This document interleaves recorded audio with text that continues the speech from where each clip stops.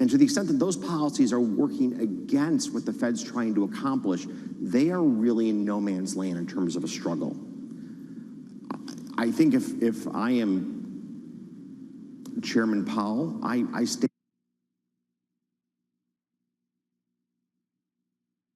They are really in no man's land in terms of a struggle.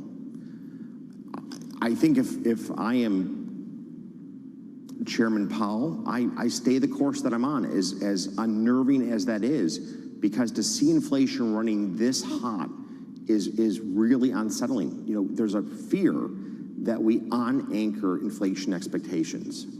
And if that happens, we're going to have to go from an ultra low interest rate environment to a much higher interest rate environment very quickly, and that will unquestionably plunge us into a recession. Huge risk, but all the same, you think the Fed under Chairman Powell should stay that course? I think he has to stay the course, given his dual mandate. Remember, it's not what we would want to do, it's what he is directed to do by mandate. And for what it's worth, I believe the sanctity of that mandate's important. Once we change the Fed's mandate to something that's more nebulous, I think the opportunity for political capture goes up dramatically. And I think that could be devastating to our country. There was a lot of talk during the last presidential administration that the Fed had become politicized. Do you think the Fed has become sufficiently depoliticized? It was perhaps the only time that I really publicly spoke out against Trump was actually defending Chairman Powell. Because I believe that Trump's efforts to cajole the Fed were inappropriate. We need to maintain the belief in the separation of the Fed from the whims of Washington to maintain a strong dollar. It's just that simple. And so every time a politician goes after the Fed in a very personal and inappropriate way, if you're part of the financial community, you need to give pause to that. You need to push back on that. You need to make it clear that we need this separation between the halls of Washington and the choices made within the Federal Reserve Board. There is a geopolitical factor, Ken, that is weighing on both fiscal policy and monetary policy, and that geopolitical factor is China. There are many Americans who believe that we're locked in an existential battle with China, a battle that will define the 21st century, and that it's high time we fought back. That's what they think. I want to be clear, and in fact, more importantly, I want you to be clear, but as I understand it, you believe the United States is making a huge mistake by trying to decouple this economy from China's, and that you believe it's just as existential a question. Am I correct? I think more troubling is, I think, in many very important ways, we have already decoupled.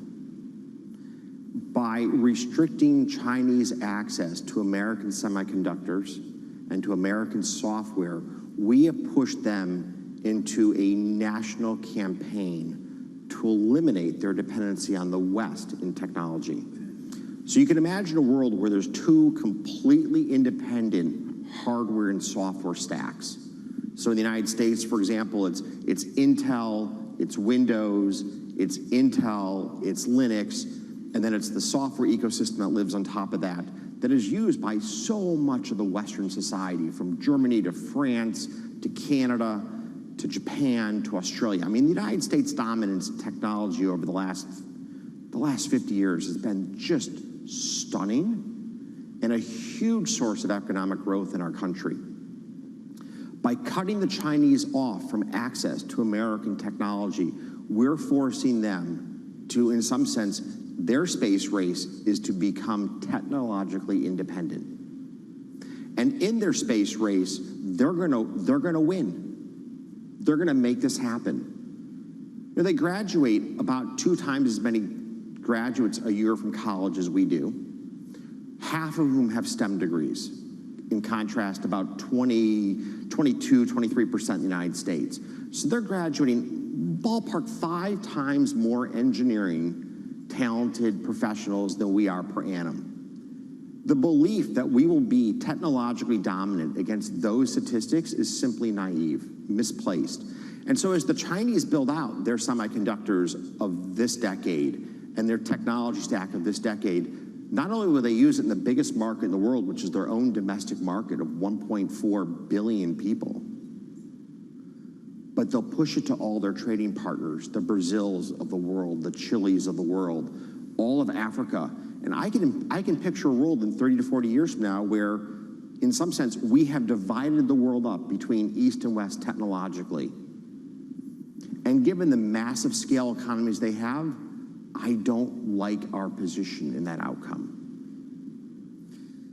You're aware that there's some skepticism about China's ability to compete on even footing with the West when it comes to super high advanced technologies like the lithography required to put wires on tiny little semiconductors. They haven't gotten there yet, and there are very few companies in the West that are capable of doing that. And there are similar arguments that are made about China's ability to innovate and think creatively in other areas of technology. You think that's nonsense? I think it's nonsense. In fact, I don't think I can just demonstrate it. The world's leading country in semiconductors is perhaps Taiwan. Now, China will argue it's part of China, so you have an interesting quagmire right there. But TSMC is unquestionably one of the world's greatest manufacturers of semiconductors.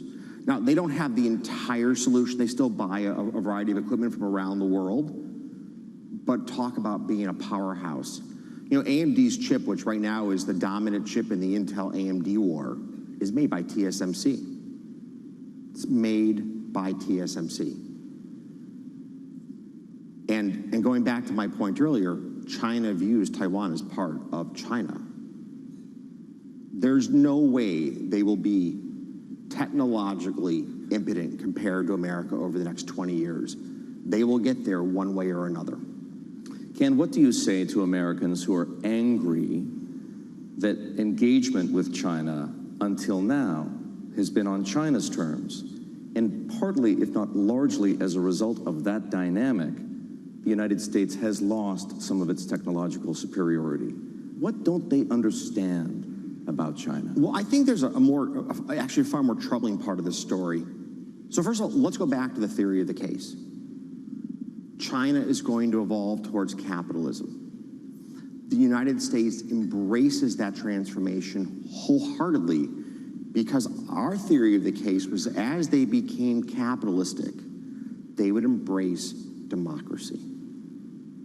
And we were clearly willing to leave value on the table for the Chinese to accelerate that journey, because to have the most populous country in the world be part of the Western ethos of democracy is incredibly strategically important.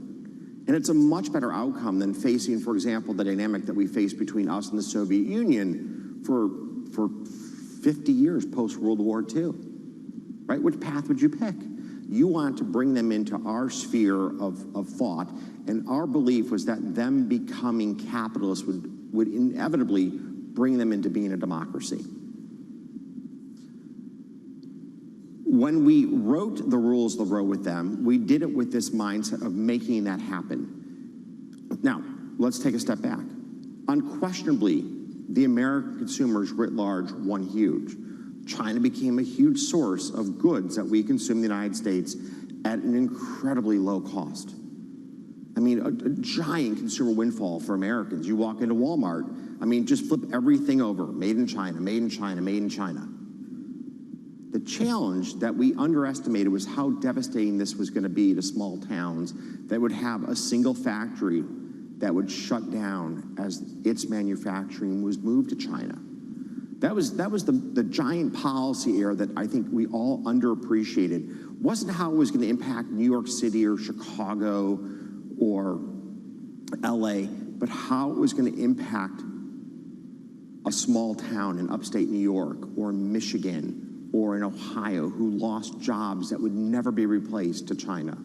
That was a terrible policy miscalculation, not done in bad faith, but we didn't have the training or the relocation strategies to help people get back on their feet.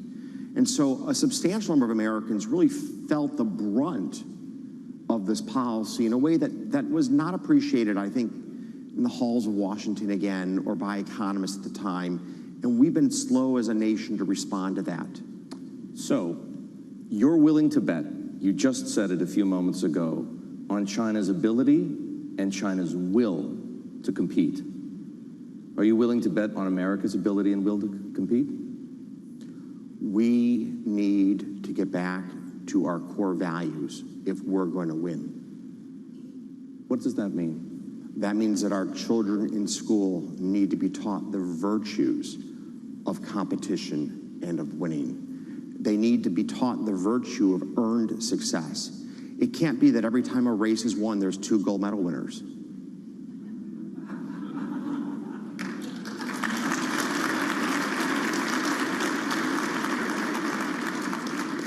And earned success is so important to the psychological health of our country. When people know they've done a job well, they take pride in that. They derive psychological value from that. You know, if you look at the United States, amongst our children, 1 in 10 suffer from severe depression. I mean, it's incomprehensible to me that 1 in 10 children in our country are severely depressed. And this, I think, traces back to a loss of meaning in life. When life revolves around your Instagram and Facebook account and not around how well you do on the sports field, how well you do in class, how well you do in your drama activities after school, you've lost your way in life. We need to teach our children math and science and how to read and how to write and how to compete and how to take joy in success. Because we need these children to lead our country in 20 years. For me, the most heartbreaking part of the pandemic, let me give you 2 stories. Number 1 is, why haven't we brought the scientists from Moderna and Johnson & Johnson to the White House to recognize them publicly for their unbelievable accomplishment of developing a vaccine in a year? These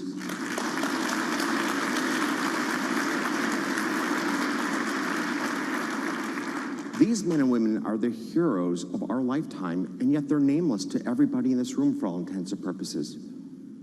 But they're the heroes of our lifetime. It took us 4 years, was our fastest prior time to market for development of a vaccine. This is like a miracle of science. And yet there are no heroes amongst this group. There are no people that our children are looking up to saying, I want to be like her. I want to make that happen one day. That's not happening. And at the same time, this is a nation, we won World War II because we outproduced the Germans. We produced more planes, more tanks, more ships, more artillery than one could ever have imagined up front to win World War II. I mean, it grossly understates the sacrifice of life and minimizes the bravery of those who fought for us in both the Pacific and in Europe. But a big part of the success story of America in World War II was the men and women who went to work in our factories to arm our military to win. Why do I talk about this? We couldn't make ventilators. We couldn't make ventilators. I don't know what our heroes of World War II would say about a country that in 60 years lost its management capability and block and tackle execution skills to make ventilators. Ken, part of what you attribute this lack of competitiveness to is functional, it's a problem in the education system, and part of it is cultural. This lack of drive for earned accomplishment. Is it possible that there's another factor as well? That if more Americans believed that the odds of success weren't tilted so far in favor of those with money, power, influence, and historic advantages, they'd be more competitive? In other words, inequality is part of the problem? There is no doubt that we have narrowed the window of opportunity in our country by our broken K through 12 educational system. There's no doubt. And it traces back to the rise of the teachers' unions in the 1960s, where we put the interests of our teachers as professionals in front of those of our children, who are the future of our country. And to be clear, I was at my high school class reunion a few weeks ago, largely to pay tribute to one of my teachers who was so important in my life, who was able to attend us and celebrate his birthday with us. We all have those teachers in our lives who left such a mark on who we are. But yet, I watched Mayor Emanuel just absolutely get attacked by the teachers union for trying to do the basic necessity of having a longer school year and longer school day. Chicago is one of the shortest school years in the country. We have less hours of instructional opportunity for our kids than almost any other major city. And our mayor went to bat to change that and got batted over the head by the teachers union. And it was a disgrace. He worked so hard to improve our public schools in Chicago, and to see that undermined continually by the unions has been heartbreaking. And now what's even more remarkable is the idea of us unionizing our principals. We're going to take away the people who are most accountable. And I got to tell you, I hosted a dinner for our principals a few years ago just to thank them for a number of our higher achieving principals. Just dinner to thank them for a job well done. And when you hear the struggles they face in dealing with the teachers union, and you hear how hard families work to overcome these obstacles, one teacher spoke about, or one principal spoke about, how they, by union contract, cannot teach a certain math class in their school with their staff. And the parents have a carpool to come pick up children to take them from one school to another school for an hour of instruction and to bring them back. I mean, this is just an absurdity. Ken, I want to remind those who are just tuning in outside this room that we're speaking with Ken Griffin. He's the founder and CEO of Citadel and Citadel Securities. Ken, turning the focus back again to government, if you will, and fiscal policy, where do you agree and where do you disagree with President Biden's economic agenda? Well, one thing is he has such an expansive agenda. There's plenty to like and there's plenty not to like. There are a few things that he has spot on right. We need to reduce regulatory requirements that make it difficult for people to have careers. A number of states, for example, have just absurd requirements to be a hairdresser. It diminishes opportunity. Going back to your earlier point, people want to have a chance to get ahead. Why we have so many states that have so many antiquated rules designed to protect trades from new entrants is beyond me. President Biden has that spot on right. He has it spot on right that non-compete agreements that prevent people in low-skilled service jobs from moving from one employer to another should be prohibited. He's absolutely right. Protecting intellectual property is really important, but stopping a house cleaner from going from one hotel chain to another is disgraceful. He's got that spot on right. The core infrastructure bill passed by our bipartisan leadership in the Senate, that's really needed infrastructure for America, for roads, for airports, to help to address the digital divide that exists in America. Huge supporter of that legislation. It helps to tear down the barriers to getting ahead. Spot on right. The $3.5 trillion spend fest, thank God for Senator Manchin.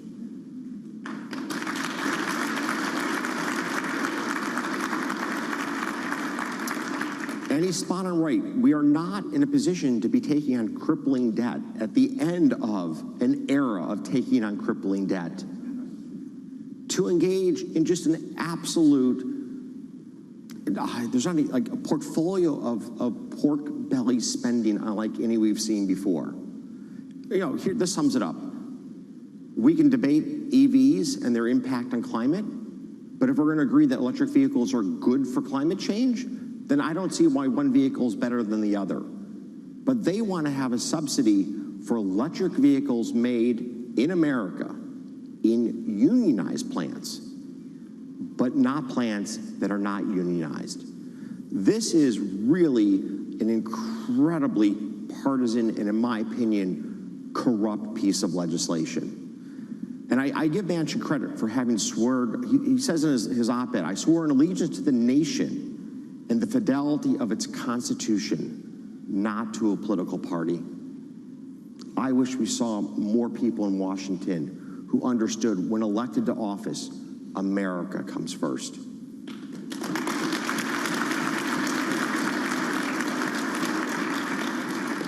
Ken, it appears the federal government is going to have a bigger problem on its hands than whether to pass the infrastructure bill or whether to pass the spending bill far sooner, and that has to do with the possibility that in days from now the United States will breach the debt ceiling and technically, if you will, default. What if that happens? Wow. You know, we played this game of chicken before. And every time somebody blinks, and I hope that cooler minds prevail, and we blink again before we go over the cliff. I do think the Democrats have a responsibility to push the solution to this problem forward. It's their profligate spending that is causing so much unrest within the moderates of their party across the Republican flank.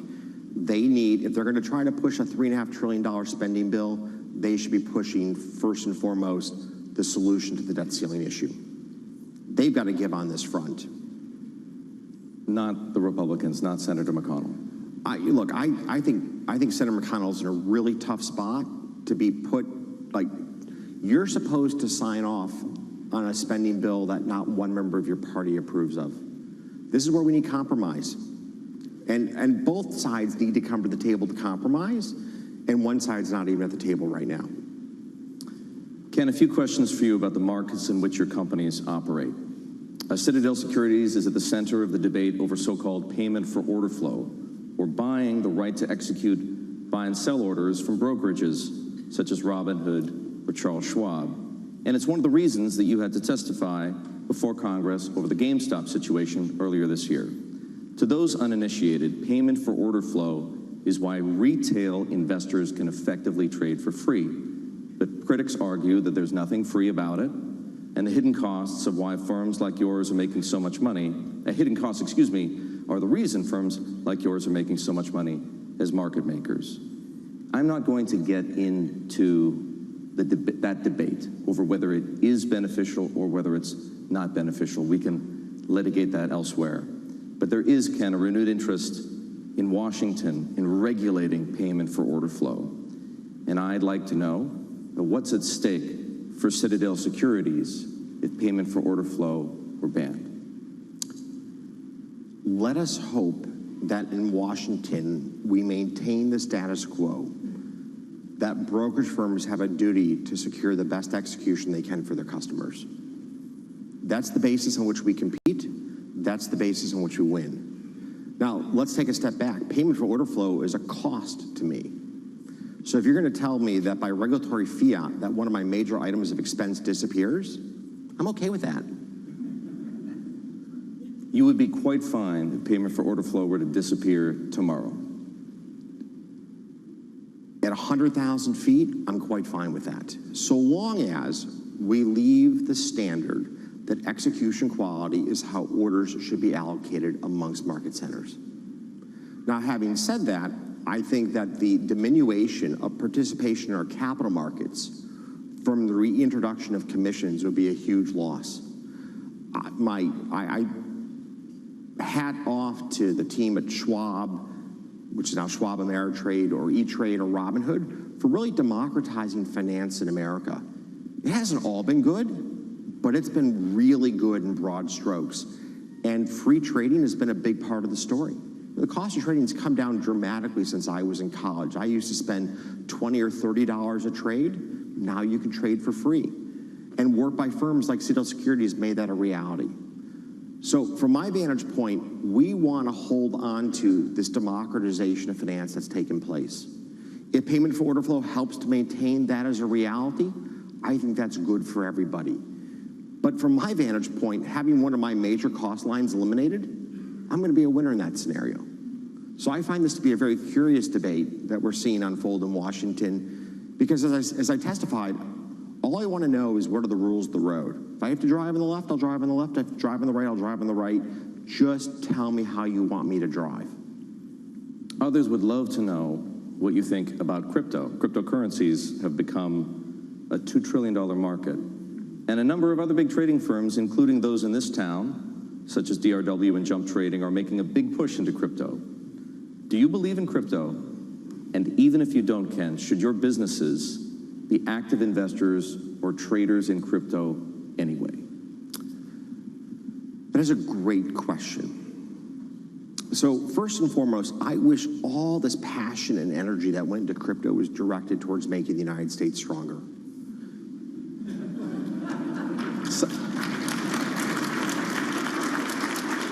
I mean, let's face it, it's a jihadist call that we don't believe in the dollar. I mean, what a crazy concept this is, that we as a country embrace so many bright, young, talented people to come up with a replacement for our reserve currency, which helps to make our standard of living a reality and accrues incredible benefits back to our country. Let's replace the dollars, the global reserve currency, with Bitcoin. That's a brilliant idea. By the way, let's go ahead and build several hundred new power plants that produce an unbelievable amount of carbon to make that dream a reality. I think I maybe just told you how I feel about crypto. No, could you please be a little more explicit? So I will have so much hate mail in my inbox and on my Twitter account in about 30 minutes, I can't count it. But we don't trade crypto because of the regulatory uncertainty. We often make markets in companies whose business models I don't really have fondness for, because one of our jobs as a market maker is to meet the liquidity demands of American families that want to invest in X, Y, or Z. And frankly, it's not my job to tell them if they're right or wrong. It's my job to provide them with the best possible price. Because of the lack of regulatory certainty around cryptocurrency, we just aren't involved today. And I really believe that Chairperson Gensler is spot on the need to have thoughtful regulation around cryptocurrency. I actually think that doing so will make it a smaller market because it'll become a far more competitive market when there's regulatory clarity. And that will be good. A smaller market, less people involved who are frankly just trying to make a quick buck. And whatever the virtues are of that product, and I think those are pretty nebulous, will become very different in a world of competitive exchanges and competitive pricing by tier one market makers willing to put their best foot forward. So I really believe that Chairperson Gensler is spot on the need for regulation. And the SEC has got a solid history of writing good regulatory policy. To be clear, though, if it were regulated, you would trade it? I would trade it because it would meet the needs of our online brokerage partners who want to have a tier one firm making prices.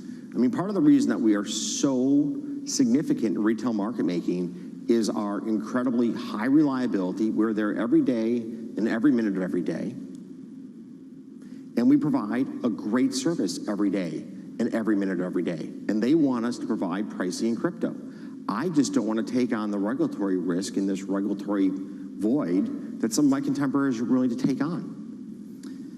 Ken, when you last spoke here at the Economic Club of Chicago in 2013, you described this as a city and state, and I'm quoting you directly, with broken schools, bankrupt pensions, rising crime, a declining tax base, and public corruption. Here we are.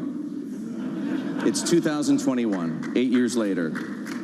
How's Chicago doing? Better or worse?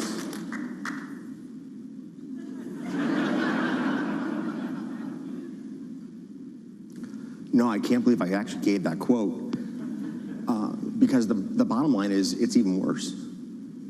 It's even worse.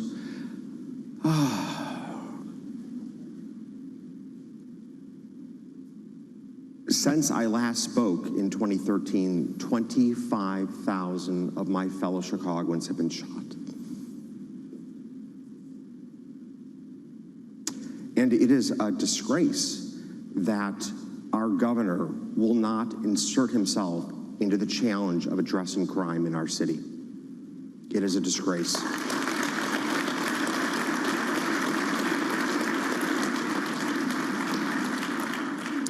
I was on a call with him back in the height of the civil unrest, and arguing with him to declare a state of emergency to deploy the National Guard.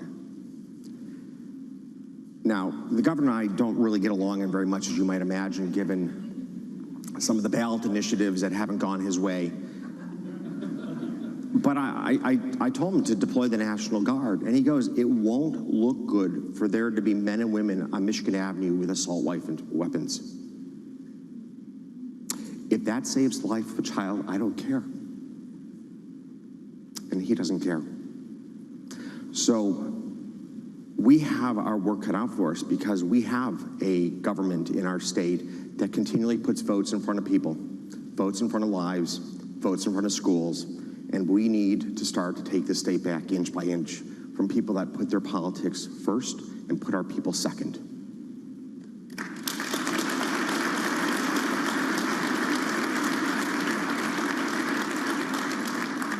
And I definitely will not be in a fruit basket this year. Of course, we're here not just to talk about problems, Ken. We're here to talk about solutions. Give me 3 suggestions, the 3 most critical steps that the elected leadership in this city and this state, Mayor Lightfoot and Governor Pritzker, should take to reverse Chicago's slide. We have known what to do since I spoke in 2013. We've known what to do since the start of this century.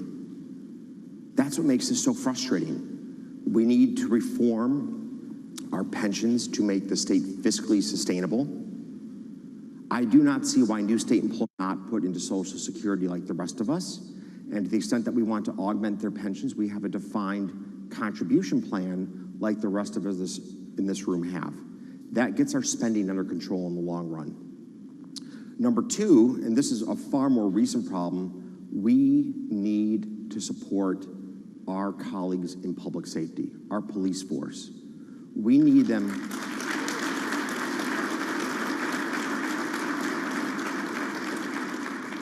We need our police officers to know that they are also entitled to the benefits of being an American citizen, that you are innocent until proven guilty.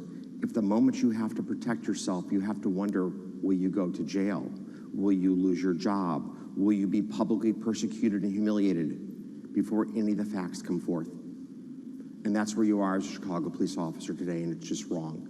Now, this is no excuse for the acts of police brutality that have taken place in our city and across the country. But we need our police officers who have our backs on the street to feel like we have their backs in doing their job. And third is we need to fix our schools. I spoke about it earlier. That Chicago continues to have a very short school day, a very short school year. And we now have children who have lost a full year of learning due to the pandemic.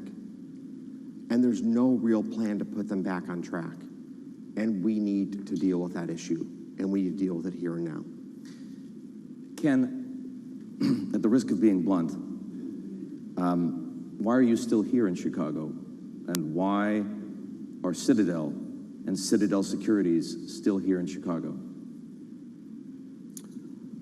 We aren't as here in Chicago as we were as much in 2013. We now have well over 1,000 people in New York. It's become the center point for our hedge fund. It's becoming ever more difficult to have this as our global headquarters, a city which has so much violence. I mean, Chicago's like Afghanistan on a good day. And that's a problem. You just mentioned New York. I mean, I'll put this in black and white. I probably had 25 bullet shots in the glass window of the retail space in the building I live in. They tried to carjack the security detail that sits outside my house. That didn't go so well for the carjacker. But it just tells you like how deep crime runs in this city. There is nowhere where you can feel safe today walking home at 9:30 at night. And you worry about your kids going to and from school. That's no way for our city to exist. And it's really hard to recruit people to Chicago when they read the headlines, they know the facts. I can't look people in the eye like I did 20 years ago. 20 years ago, this is a great place to raise a family. This is a great place to call home. And I could say that with a genuineness that resonated with people, and they would bring their wives and children here, or their husbands, as the case may be. I can't give that same speech today. I can't in good conscience. So for how much longer is this the global headquarters for Citadel? It's probably measured in years, not decades, if we don't change course. You mentioned the jobs you created in New York. And that's because, I presume, New York offered something of an antidote to the dysfunction you've just described in Chicago. Do you still believe as strongly that New York is the antidote? You guys need some new medicine too, because some of the same problems that we have faced is now unfolding in New York. And I hope that the new mayor-elect will understand that when they look across the country and see what's happened in Detroit or here in our great city, the path New York's on is a scary path. And this is where Giuliani and Bloomberg get so much credit. In cleaning up crime, you can have a great global city.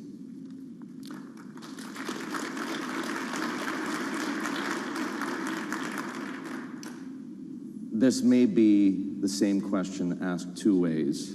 Where are business conditions in this country best? And where are you doing most of your hiring today? Those are two very different questions. So business conditions in this country are definitively far stronger across most of the Sun Belt states. Less regulation, less taxes, a workforce that generally is very much of the ethos of, I'm here to earn it. The northern cities still have a phenomenal advantage. In Chicago, it's called University of Chicago. It's Northwestern. In New York, it's Columbia. It's Yale. In Boston, it's Harvard. Our great universities are epicenters of success, the Silicon Valley and Stanford. And those schools anchor our great northern cities. The South doesn't have that yet writ large. But as that changes over the years to come, as universities in the South continue to get stronger, University of Texas at Austin, or Rice, or Georgia Tech, which is unbelievably good, you're going to see the balance of power shift from the North to the South as the ease of doing business in the South triumphs the richness of human capital that is created by the great schools in the North. Okay, that's the first question. Where are you doing all your hiring? We are doing our hiring now all over the country. New York's still a huge source of hiring for us. Chicago's become smaller on a relative basis. And then we are about to sign an office space in Miami. And that will be for quite a bit of square footage, and we are going to have a lot of people living there. Earlier today, you said it breaks your heart to be so personally and financially engaged in politics, that you wouldn't do it if you didn't have to, in other words. What is your personal philosophy on political engagement? When will you spend your money and why to fight political battles? And is there a limit to the distance you'll go? We went pretty far in the fair tax bill, if I may say so. For those who... I should explain, for those who don't know, both Governor Pritzker and Ken here spent in excess, if I'm not mistaken, of $50 million of their own money fighting a bill over a graduated tax rate. And the proposal was defeated, which is to say you and your allies in that respect were victorious. We resoundingly defeated the governor, and we did for one simple reason. And resounding is the right choice of words, too. He's not coming for just the rich, he's coming for everybody. The graduated tax bill in Illinois was just another mechanism to take more money from the hands of hardworking Illinois families and put it into the corrupt coffers of Springfield. And I know every person in this room would sign up for higher taxes if it meant reform of our pension plans and an end to corruption. I know every person in this room would agree with that. And we have seen...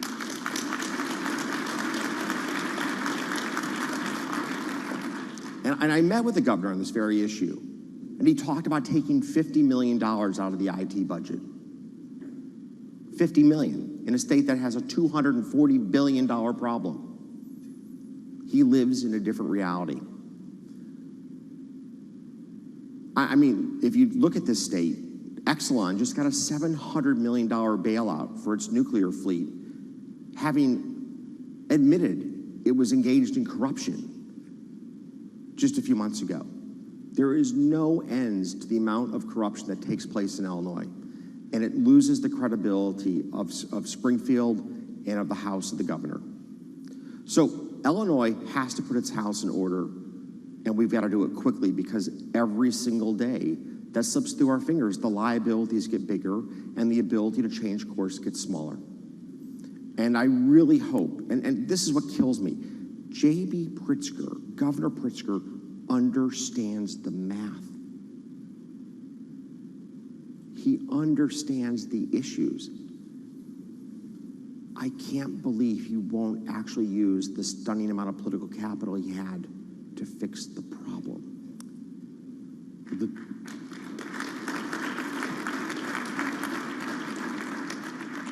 The truth of the matter, of course, Ken, is that for the time being and for all intents and purposes, the Democratic Party controls politics in this state and this city.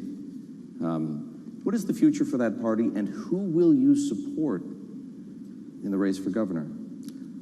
So that's unclear at this point in time. We're at the early days of the race. And to be clear, the Democrats have had, Rahm Emanuel in his office had 4 photos from his days in the White House administration. 4. One was when we signed one of the great accomplishments of North America. No one in this room has ever woken up and said, I'm worried about going to war with Canada or Mexico. Now think about that for a second. How many countries in the world can you say the citizens of that country have never had that fear? Like, you've never woken up and said, we might go to war with the Canadians. I'll guarantee you that. But you can't say that if you're in Europe. You can't say that if you're in Asia. Could you imagine living in South Korea and you have the risk of nuclear annihilation every day from your neighbor to the north? So in Rahm Emanuel's office, NAFTA, welfare reform. Ready for the next one? This next one's breathtaking. A balanced budget at the federal level. We've had great leadership from the Democratic Party over the years on important issues. It's not just one party can do this and the other can't. It's about the leadership in the party fighting the fight for what's right. This is where President Biden has to hold the line against the socialist wing of his party and reject the $3.5 trillion stimulus bill. He knows.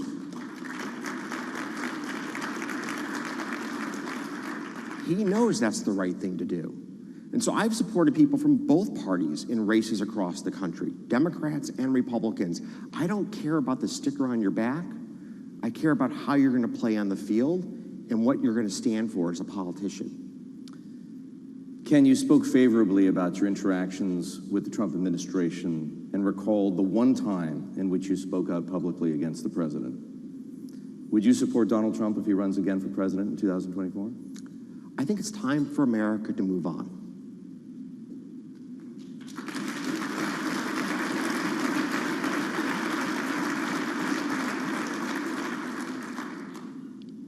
The 4 years under President Trump were so pointlessly divisive, it was not constructive for our country. And I never actually financially supported the president. He called my office, or not he, but one of his fundraisers did, one of his very senior fundraisers who I knew. And I opened with, I grew up in South Florida. And I found it incredibly offensive, his attacks on the Hispanic community. Because in South Florida, when you grow up there, those are the people that build your houses, they serve your food at restaurants, and they were my teammates on the soccer field. And I was so appalled by his willingness to play identity politics that I was never willing to support him. Now, his economic policies, by and large, were pretty damn good for America. But his willingness to attack people on the basis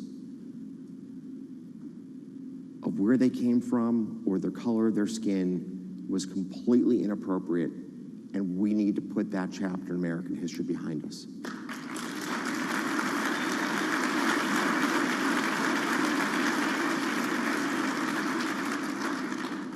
You've recently, well, over the past several months, let's put it that way, been giving significant amounts of money to Governor DeSantis, not directly to him, of course, in Florida. Is he your pick to be the Republican nominee? We'll see how Governor DeSantis traverses the next year as governor before we'll come to a conclusion. Out of the gate, he did an incredible job of protecting the retirees in South Florida, or all Florida, from COVID. I mean, just knocked the ball out of the park. And what amazed me was how much praise Cuomo got in New York for managing the pandemic, and how much DeSantis was attacked. And I think the record bears it out that in the early days of the pandemic, the team in Florida did a great job of protecting our most vulnerable. Just a great job. I've been frustrated, and we have been very clear in this frustration. I've been frustrated with his position on masks because it has overshadowed his messaging on vaccinations. He's caught himself up in a political maelstrom of putting the concept of personal freedom first and foremost around masks. And I understand the principle, but Florida's a really diverse state. He should have let each county make a decision on its own. Palm Beach, everyone would wear 3 masks if they could. And in the panhandle, no one would wear a mask. Florida is like a microcosm of America, and he should have respected the passion that this issue would have had amongst his citizens. And in this sort of giant political mess he's made, he's lost the messaging point, and he's been really good on this about the importance of vaccines. You know, we pushed him hard to try to go out there and make it clear Florida would be the first state to have booster shots for retirees. I mean, I think that's a really great talking point for somebody looking to run for president, is to make it clear that you will do whatever it takes to protect our most vulnerable. And I think he's lost that window of opportunity. He's got 12 more months to show how strong he can be as governor, and let's be clear, he's super sharp. He's done a phenomenal job of getting Florida's economy through this pandemic. We've had an outcome with COVID in that state that's lackluster, unfortunately. But I think people that live in the state feel like they've really had their personal rights respected. And that came down to a very central point around the whole pandemic from day one. From my vantage point, America had 2 choices, and I told this to the president. We can declare war on the virus like they did in South Korea, and we can do whatever it takes to contain it like they did in South Korea or Taiwan or Israel. Or we're going to have to accept that we're going to look like some form of Sweden. And with that goes the significant cost of life. And we never picked a path in America, in some sense got the worst possible outcome you could ever get by not picking a path. We got the economic damage of having no strategy and a loss of life that wasn't meaningfully different than Sweden.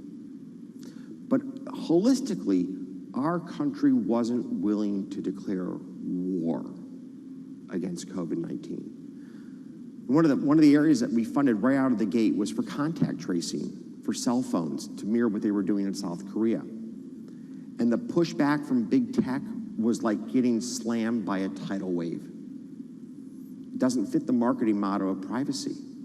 Marketing motto, for God's sake, like we're being attacked by a virus that is going to kill hundreds of thousands of Americans, and you're worried about your marketing motto?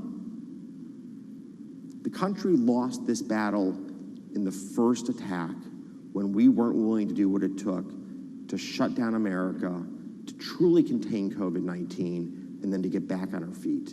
And we've all paid just a catastrophic price as a result. Ken, we have had a conversation, we have everyone to end would on a agree. different note, too, because that's like such a downer. And we are about to end on a different note, everybody. We had a conversation that I know everyone would agree has been profound and, as advertised, provocative. But I would be remiss here in Chicago if I didn't ask you whether the Bears should move from playing in the city to Arlington Heights. I so hope they stay in Chicago.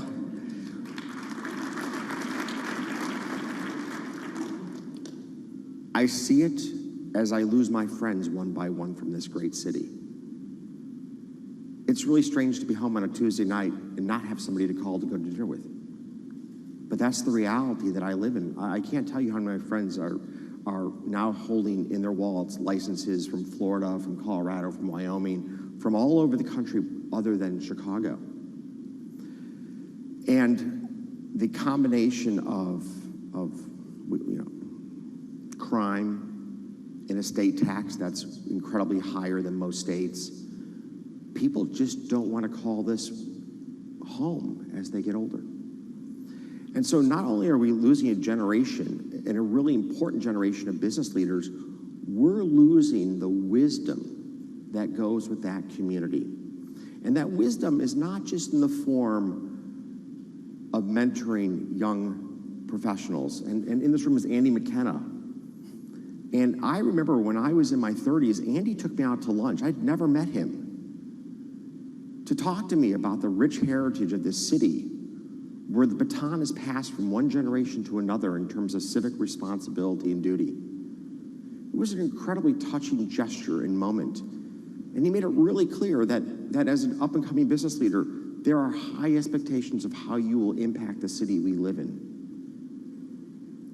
But as we lose our fellow Chicagoans like Andy McKenna to other places in this country, we lose that ethos of what has made Chicago such an incredible success story. And I'm gravely concerned about that. You cannot replace the wisdom that they impart on the people that follow behind them.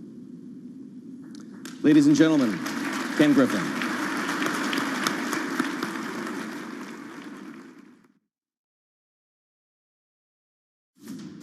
The Economic Club of New York, Griffin touching on a number of topics, including crime and violence in Chicago. He also said a transitory inflation call is, quote, a big bet, and he said stimulus has destroyed the incentive to work. Griffin also referenced former Mayor Michael Bloomberg, the founder and majority owner of Bloomberg LP, the parent of Bloomberg Radio. It is a down day on Wall Street. Stocks are declining as a sell-off in tech shares resumes amid the threat of persistently high inflation. S&P 500 fell more than 1%. Right now, the S&P, in fact, is down 1.4%, dipping below its 100-day moving average. The NASDAQ 100 index right now is down 2.3%. The Dow's down 345, down 1%. NASDAQ is down 320, a drop of 2.2%. 10-year down 430 seconds, 10-year yield 1.47%. We've got gold up 0.3%, 17.66 the ounce. West Texas Intermediate crude up 2.4%, 77.66 a barrel. Recapping 10-year yield 1.47%, S&P down 62, a drop of 1.4%. I'm Charlie Pellet. That is a Bloomberg Business Flash.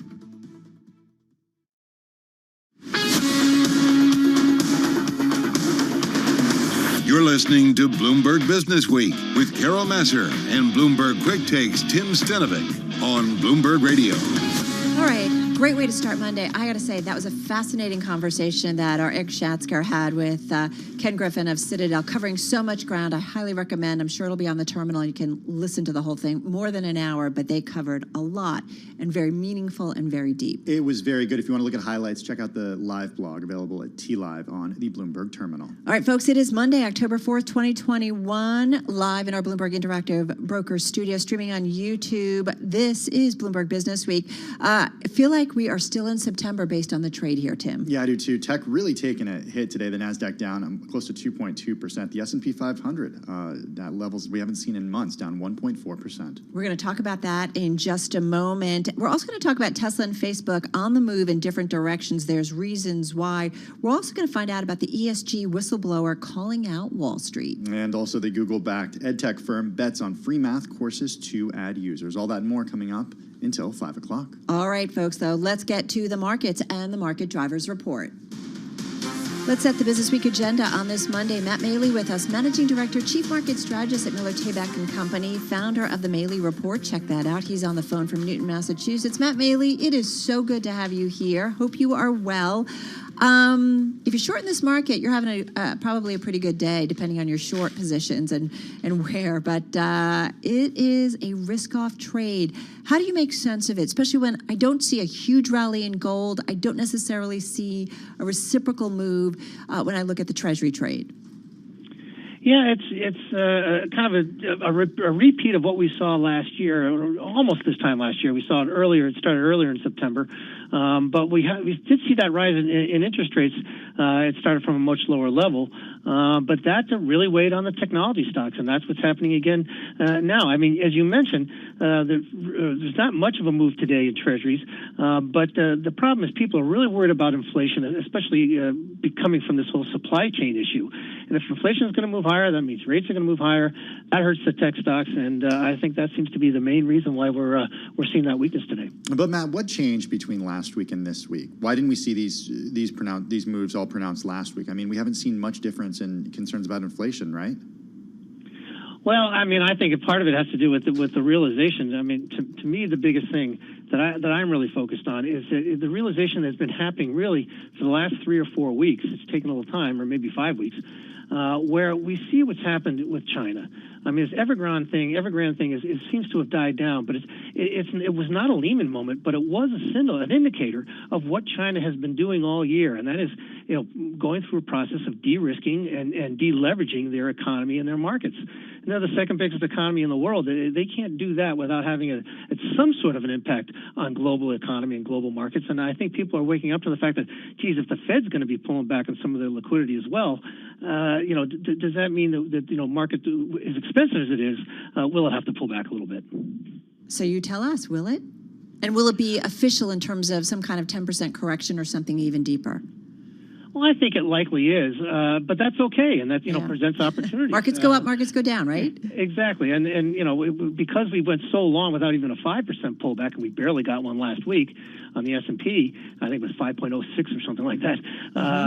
But we do usually get them almost every year. They're normal, they're healthy. We could be a little bit deeper this time because there is a lot of leverage in the marketplace, and if that has to get unwound, that can cause some scary things. But people have a little cash on the sidelines in advance. They're the ones that are going to be able to not just buy on weakness, but also avoid selling at the bottom like so many people do. They could kind of panic. But if you've got a little cash on the sidelines, that really helps your psychology when those kind of corrections take place. All right, dare I say the Boston Red Sox and New York Yankees playing a wild card playoff game? Since we still have a lot of questions about where the market goes from here, or maybe, what is next, because there's still some questions about the next few months potentially. How do you call this game? Or I'm thinking I know how you might call it. Yeah, I did read a little thing this morning about how I did the same thing a couple of years ago when people were rooting against Tom Brady and the Patriots, and when he was still at the Patriots, and I was saying, no, when the market always goes up when he wins, you should be rooting for him, from somebody from Boston. And now I'm kind of doing the same thing, because in 1978, when the Yankees and the Red Sox played in a famous playoff game, the Yankees won, and the stock market immediately went down about 12% in the next few weeks. So people need to be rooting for the Boston Red Sox tomorrow night, because the market depends on it. I think we're losing your audio. Yeah, I'm sorry. I think there's a problem with the line right now, Matt. The Boston audience might be okay with this. Hey, I want to talk a little bit about the jobs report that we are set to get later this week. We're looking at estimates ranging from 450K to up to 750K, so quite a range at this point, and we do expect that to that range to become more narrow as we get closer to Friday. But how does what we get in terms of the labor report that we get on Friday, how does that change the way that the market could move, or the way that the Fed could think about things? Well, certainly, if we get an outsized a number, or one that's way off of expectations, it could certainly have an impact. I do think, though, that if it's in line at all, or even if it looks like it's even just slightly weaker than expected, they've come out and said that they even if things don't continue to improve, as long as they kind of hold steady, they're going to go ahead and taper. And then, of course, with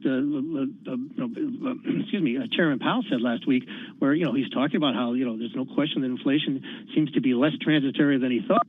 That brings into the realm the whole thing of raising rates sooner than expected. So unless it's a very, very weak number, I'm afraid that people are going to they're going to stick with their plans right now, and again, with a market that's expensive, and we already have China de-risking, that I think provides further headwinds for the market over the near term. Well, it's interesting too, and I mean, is there anything unusual about the trade that makes you a little bit wary at this point, Matt? Or again, as we said, markets go up, markets go down. We've had quite a run already this year. Just quickly. I'm sorry. What's? Well, my point is there anything that makes you wary as you look at the trade that just makes you a little uncomfortable? Yeah, I just think that, well, the one thing is that momentum has changed a little bit. We haven't bounced back. We didn't bounce back last week like we did the week before. People are a little nervous here. Yeah. If we break below current levels, I think you'll get some of those short-term traders starting to sell a little bit, and that could snowball a little. All right, good luck.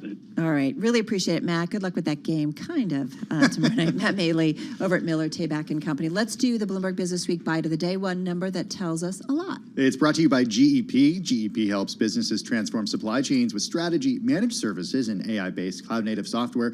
You can learn more at GEP.com. So the number today, 6,000. Hackers stole from the accounts of at least 6,000 customers of Coinbase Global, according to a breach notification letter sent by the cryptocurrency exchange to affected customers. The hack, by the way, note this, everyone, took place between March and May 20th of this year, according to a copy of that letter that was posted on the website of California's Attorney General. Gosh, I think about last week's big take and the concerns about hacking and hacking of the financial system. Scott Miner talking about that. All right, let's get to a story that definitely plays into, I feel like something Ken Griffin said at Citadel, saying that the scientists of Moderna and Pfizer, they should be at the White House being commended for how quickly they got vaccines together. This story is talking about messenger RNA. It's all the rage now. We all are talking about it. Investment and venture money pouring into the area, and that includes one specific biotech startup, Orna Therapeutics. So let's get into it with Rick Schein, Bloomberg News senior editor on the phone in New Jersey, along with Business Week editor Jill Weber in our Bloomberg Business Week, or I should say in our Bloomberg Interactive Broker studio right here in New York. So we are all like, I feel like we're all like amateur scientists a little bit here. Armchair Thank you. virologist / scientist at this point. Yeah. Yes. Well, you haven't heard this part, which is that you've known about mRNA. Yes. That if you didn't know about it, you know about it now. But Angelica Levito's story in the current issue of the magazine is about perhaps the next frontier in RNA, which is that's a linear little strand, almost like a thread, if you will. And scientists are now working on a way to bend it. And Rick Schein, who helped edit the stories on. Rick, why is bending RNA into a circle? Why would you want to do that? So, hi, Joel. I would definitely put myself in the category of armchair virologist. So this is basically a technique that researchers at Stanford and then later MIT came up with to make RNA, or a kind of RNA that also gives a message, more durable, more stable than what we think of as mRNA, which, as you correctly put it, is that like a straight little strand. So because they're able to now transform this kind of strand into a circle, it makes the message last longer. And so whereas mRNA works perfectly well for a vaccine, which has been fantastic, as we certainly know with Moderna and Pfizer vaccines, a circle, the hope is, will be able to treat cancer and other diseases because it will be able to just persist longer in the body. That's the hope. And this young company, Orna Therapeutics, was founded based on this research. It's very theoretical still. It's nothing has really been proven, but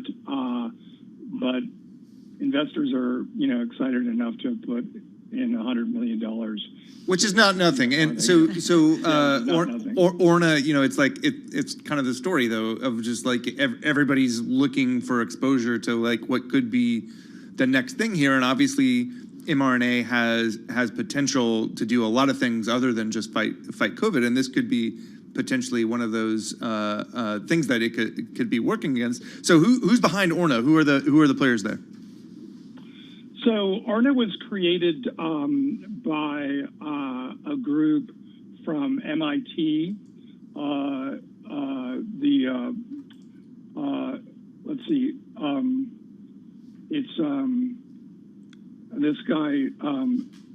Daniel Anderson, who's like a big deal in RNA technology. One of his researchers actually came up with the kind of way that you do this, which is essentially cutting up the strand into little pieces and having it reformulate itself into a circle. So they met with some investors. They created a company. This group, NPM, got behind it, and they're off and running. I mean, they still have a very far road to go. There's also, I just want to say there's other companies that are doing this. We didn't really have space to get into the story, but there's a company called Lerone Therapeutics. It's also working on a very similar technology, and they're backed by Flagship Pioneering, which is the venture firm that helped create Moderna. So there's a lot going on in this space. Is this at all being considered something like, Rick, kind of a holy grail in terms of really changing how we deal with serious diseases, cancer, of course, when it comes to, we always talk about disruption, innovation, right? And we feel like medicine to some extent and how we think about it and treatment modalities, that it's lagged a little bit. Could this really be the game changer, that it really is a very different form of treatment and much more effective? Although, even though it'll take maybe a little while to get there. I mean, that's certainly the big hope. And, people who are far more knowledgeable about this than I am and who have much deeper pockets than I do are really betting on this. So I would say we have to see where we get. But, as I said, it's still early going. So when would we, best case scenario, Rick, like what's the timeline for something like this? Because mRNA was kicking around forever before it finally found its moment. Is this something that's like, a year or two we'll know what the results of this are? Or is it more like 10 years? I think it's more like a year or two because, because there's so much focus on this and there's so much momentum. I mean, the whole story of the mRNA vaccine was that there were terrific advances made, but, no one paid attention to it. They were just kind of out there for, decades before it really sort of came into sharp focus. And so now with so much money and so much expertise focusing on this, I think we will go faster. Yeah, exactly. You do feel like that there's a lot of money and attention being spent to it. Hey, Rick Sean, thank you so much. Senior editor for Global Business News at Bloomberg News on the phone in New Jersey. Our thanks to Jill Weber, editor of Bloomberg Business Week here in our Interactive Brokers studio. Be sure to check out this story at Bloomberg.com, BusinessWeek.com, and on the Bloomberg. You're listening to Bloomberg Radio. This is Bloomberg. This is WBBR New York, WDCH-FM Bowie, Baltimore, Washington, WJZ-FM HD2 Catonsville, WRCA Watertown, WBOS HD2 Brookline, Boston, WNBP Newburyport, KNEW Oakland, KOSF 103.7 FM HD2 San Francisco, and SiriusXM Satellite Radio Channel 119.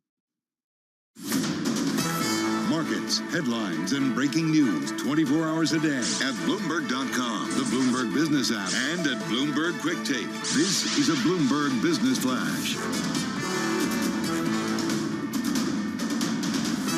From Bloomberg World Headquarters, I'm Charlie Pellet. Steep losses for stocks. We're close to session lows. The Dow, the S&P, NASDAQ, all declining as we move into the final hour of trading on this Monday, October 4th. Right to the numbers with the S&P down 60 points right now, down 1.4%. The Dow is down 335, down 1%.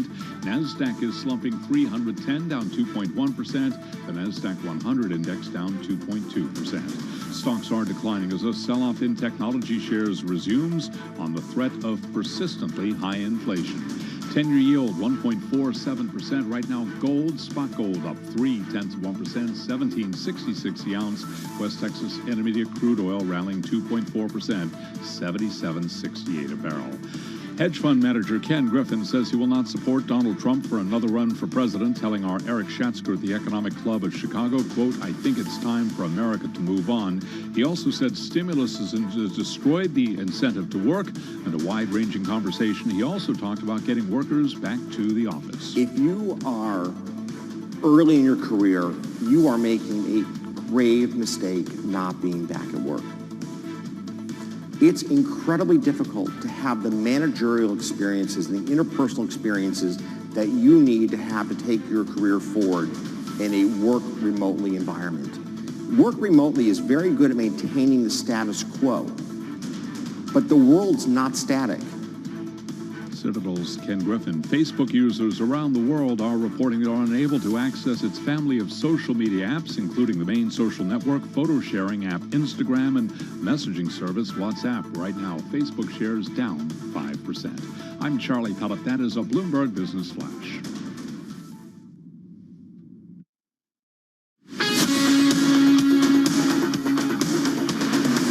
This is Bloomberg Business Week with Carol Masser and Bloomberg Quick Takes Tim Stenovic on Bloomberg Radio.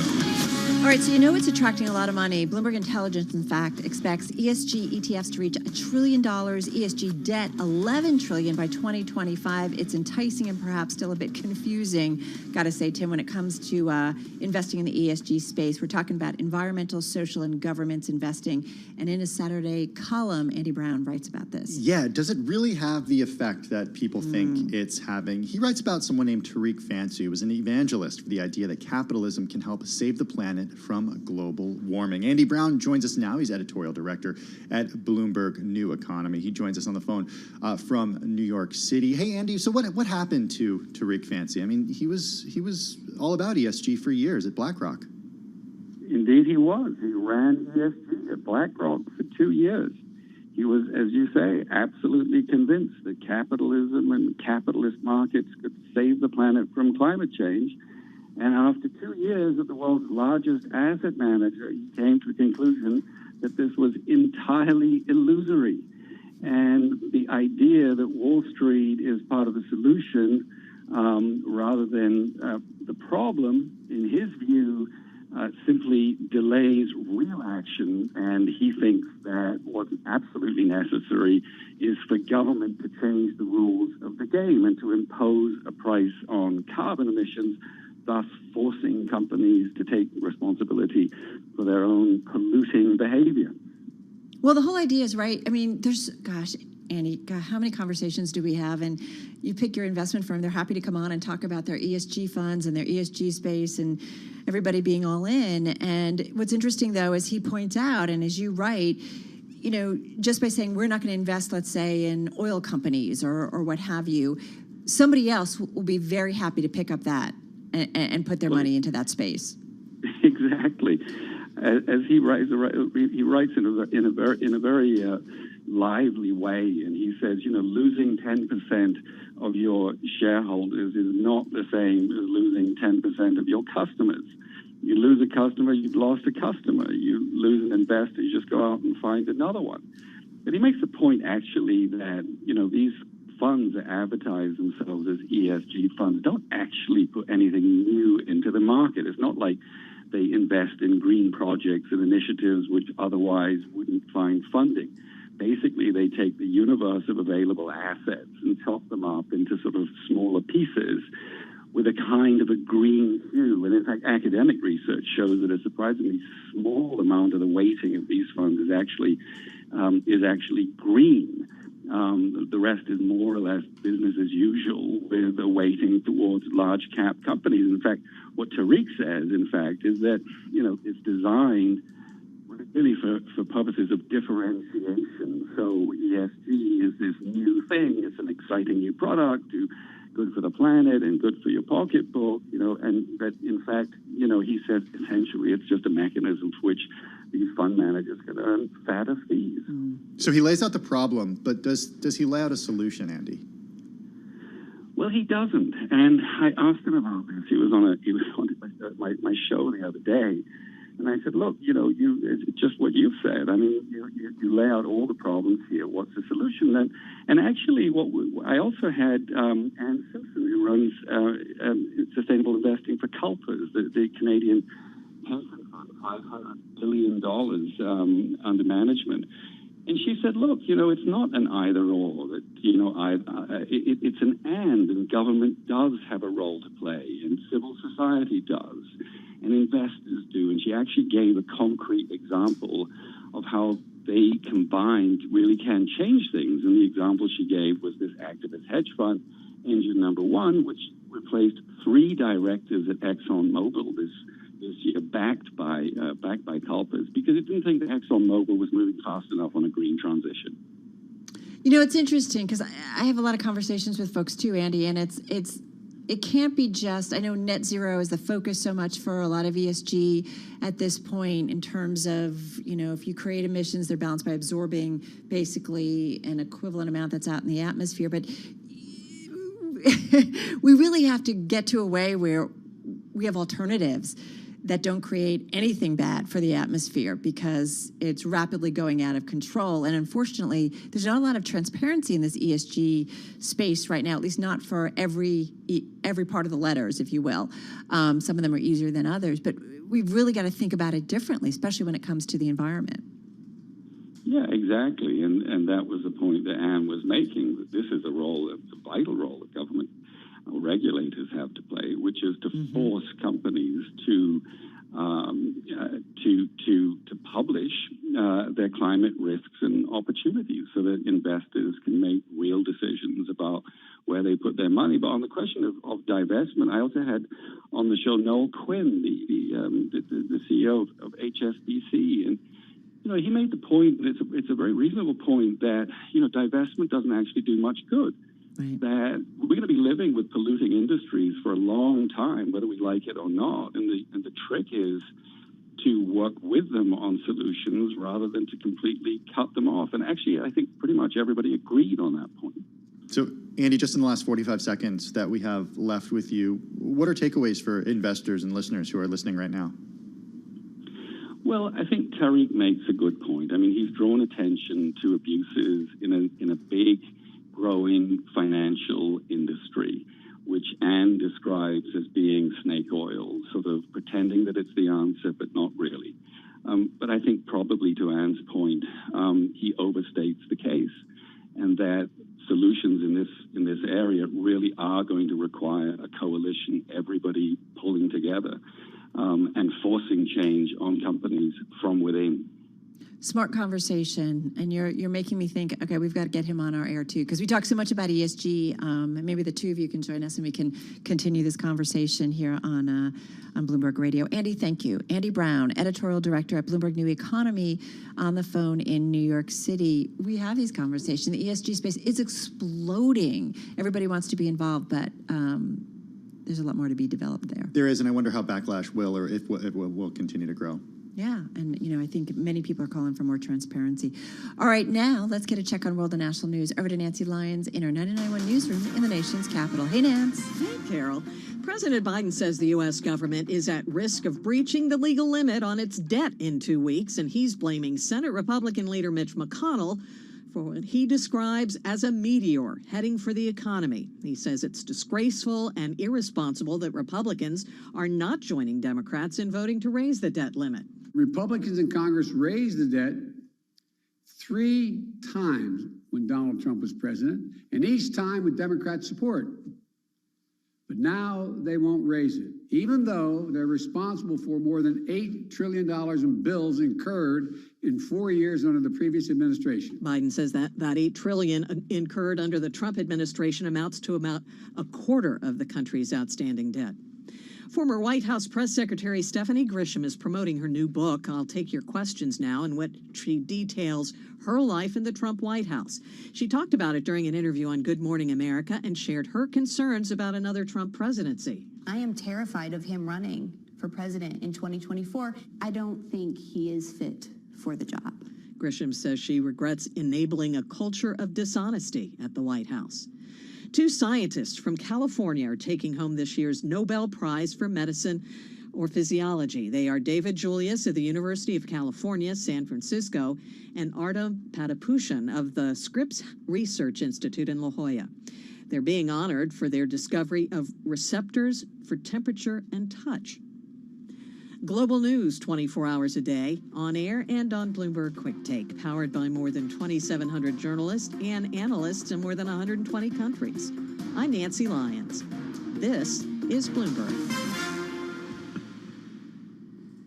All right, Nance, thank you so much. This story has been trending high on the Bloomberg terminal once it hit and was out there, and it's certainly something that we've been talking about and focusing on. It has to do with J.P. Morgan Chase's CEO, long time now, CEO Jamie Dimon, and he caught up, actually spoke in an interview to Axios' HBO program to talk about the bank's pledge to help combat racial inequity, and well, it came down to him having to talk about his pay and justifying it, Tim. Let's listen to Jamie Dimon.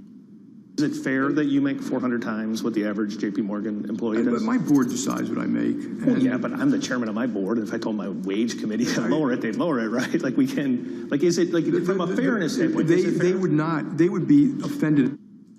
That was JP Morgan Chase CEO Jamie Dimon speaking with Axios on HBO. The co-founder of Axios, James Vanderhei. Listen, Carol, I know this is getting a lot of attention today. Yeah. But $30 million as a compensation award for Jamie Dimon, if you look at what the CEOs of other companies in the United States are making in a given year in terms of total compensation, this is not that much. No, That's what's surprising to me, that this is getting so much attention. And it's interesting because we have done a lot of stories here at Bloomberg that look specifically at what some other CEOs are being paid. And, you know, it's interesting that we're focusing on this. I mean, it's a bigger, broader situation in terms of what executives are being paid, successful companies, sometimes those companies that even don't do so well, and how executive compensation has become huge. Okay, so if you go pay-go on the Bloomberg terminal, you can see compensation statistics for the top 100 paid executives in the United States. And what we have here is number 28, for example, Sundar Pichai. His total comp in the last year was $115 million. Right. Elon Musk, top of the list, $6.7 billion. I feel like he's an outlier. No, but it's interesting if you check out this function. Anyway, this is what people are reading on this Monday. This is Bloomberg.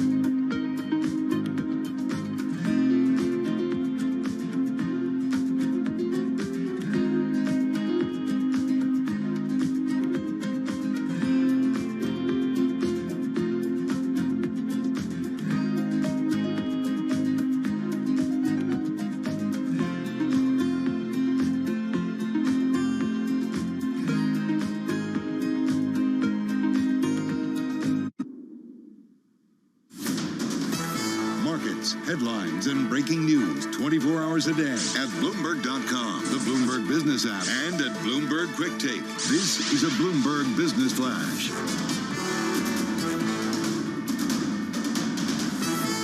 Bloomberg World Headquarters, I'm Charlie Pellet. Techs tumble. Apple moves into correction territory. A down day across the board. Lots going on. Let's head right over to the first word breaking news desk for today's afternoon call. Here he is, Bill Maloney. And good afternoon, Charlie. That's right. U.S. stocks under pressure today with the Dow currently down 360 points. Was down 500. S&P's dropped 63. NASDAQ is lower by 326 points. The U.S. 10-year yield at 1.48%. Gold is up 5. Transports fall just 34. And Bitcoin is higher by 1.9%. Among the main 11 S&P sectors, only energy and utilities were in the green. And leaders to the upside in the Dow, Merck and Chevron, while Apple, Visa, and Microsoft led to the downside. In other news, Global Foundries filed for a U.S. IPO. And Fed's Bullard says inflation is higher than the U.S. has seen for a decade. In the auto space, GM-backed Cruise sees robo-taxi business growing past $50 billion. And wrapping things up, Duckhorn Portfolio reports after the bell.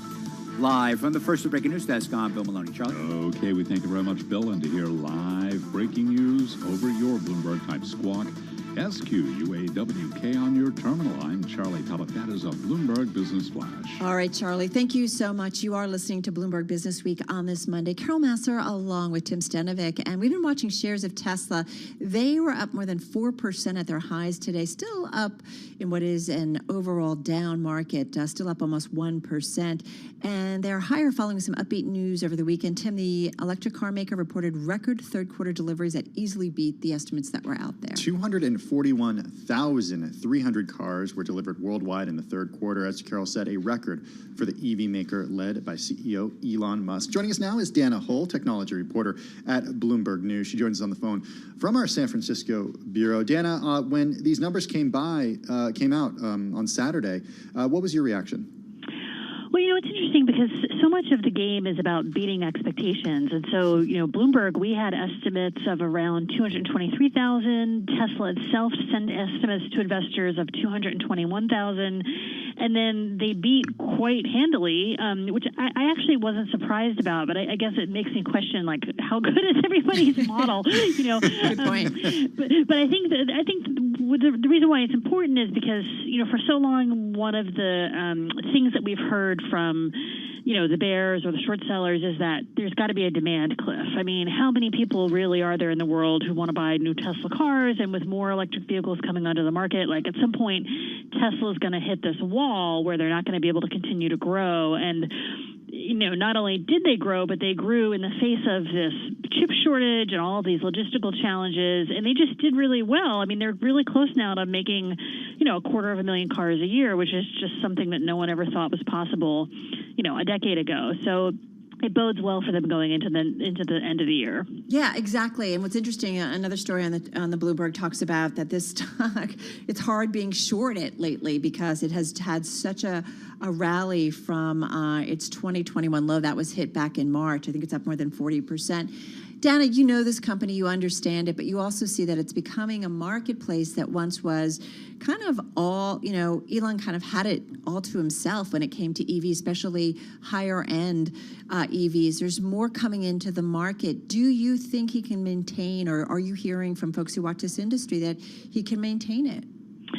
I think what's interesting is I would like to kind of challenge everyone to reframe how they think about competition in the EV space, because it's not really about EVs battling each other for this tiny slice of market share. It's really about EVs growing their share of the overall automotive pie and competing with the ICE vehicles. So I think that you're going to see two things happen. Yes, there will be more electric vehicles to choose from, but the goal really is, if the next time you buy a car, will it be powered by gas or will it be powered by an electric vehicle? If it's and so we're just going to see electric vehicles continue to grow, and so they're just going to be. It's like the piece of the pie that everyone is fighting over is going to be a bigger piece of the pie, if that makes sense. Well, it's interesting, right? Like, how many different automakers do we have today, right, for combustion engines, right? So why can't we have a bunch of very successful EV companies, right? As more, because I know my next car, I'm hoping, Tim, I don't know about you, but I hope it's an EV, and just kind of planning on it. I do too, but here's the question. I don't know where I'm going to, well, I live in New York City, so, it's like hard to keep cars somewhere. Where do I plug it in? Yeah, where do I plug it in? And that's the question I have. Like after 2035, you're not going to be allowed to buy a gas-powered car anyway, right? New York has joined California in banning the sale of the car. So it's kind of time to think ahead. Like, what is your next car going to be? What kind of infrastructure do you need to support it?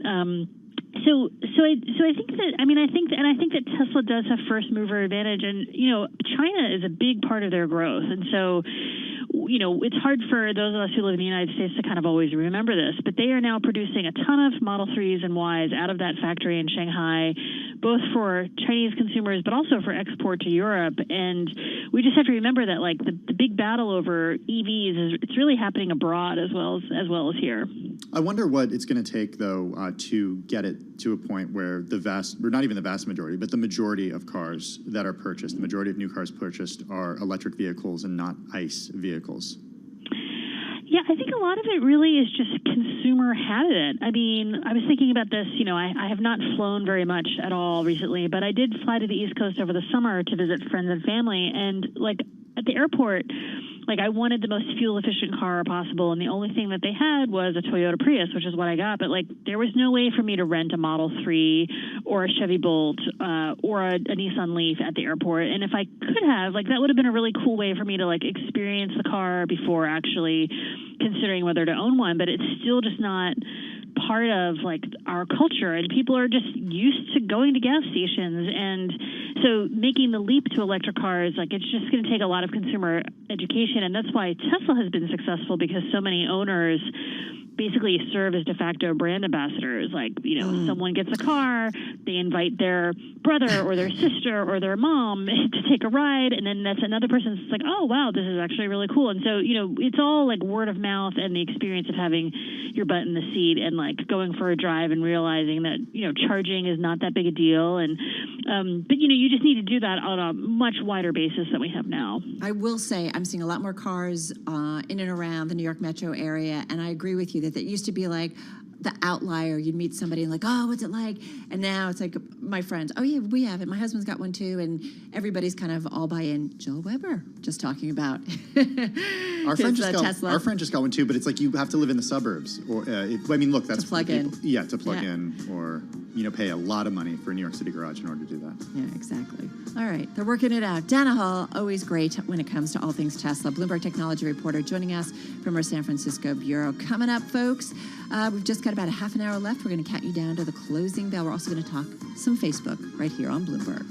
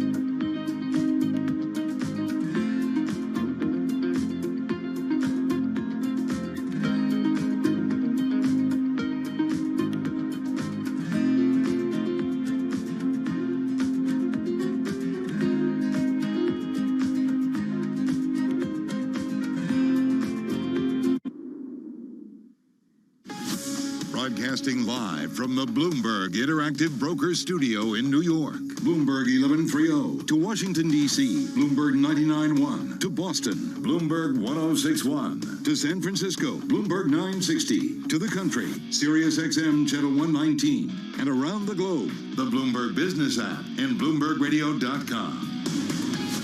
This is Bloomberg Business Week. So we said we were going to talk about a couple of names. One was up. That was Tesla. The other one, Tim? Facebook? It's down close to 5.6% right now. Down the day after a report on 60 Minutes that showed a whistleblower, former Facebook product manager, talking about the way that Facebook prioritizes profits. Right. And this played into all of that we've been hearing from the Wall Street Journal, right, over the last month or so? Similar stuff? Exactly. Hey, guess what? Facebook also suffering its biggest outage in years, not helping the stock much. That, I think, is maybe a bigger hit. So anyway, we're going to get into it with someone who knows better than us.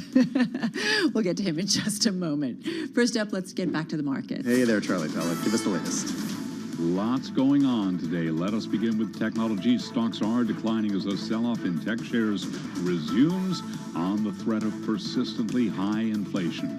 S&P 500 index down now by 1.5%, dipping below its 100-day moving average. The NASDAQ 100 index now slipping by 2.5%.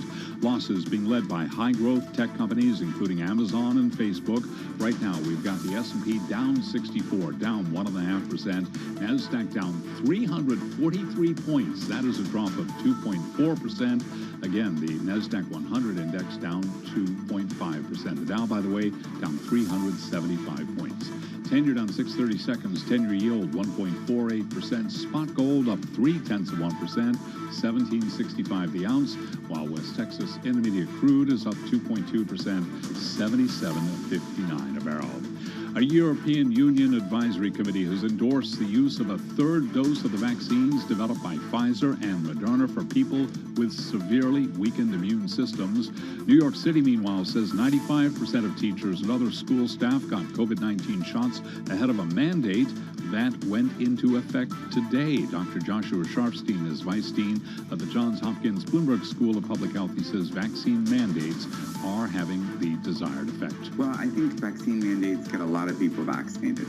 And you see that whether they're airline pilots, hospital workers, teachers in New York. And that's because there are a lot of people who, unless they really need to, they're not going to go out and do it. It doesn't mean they're dug in against it. And I see them when I go out and volunteer as a vaccinator. People show up and I go like, well, why are you here today? They go, my job required it. I figured I might as well do it. It's not a small number of people.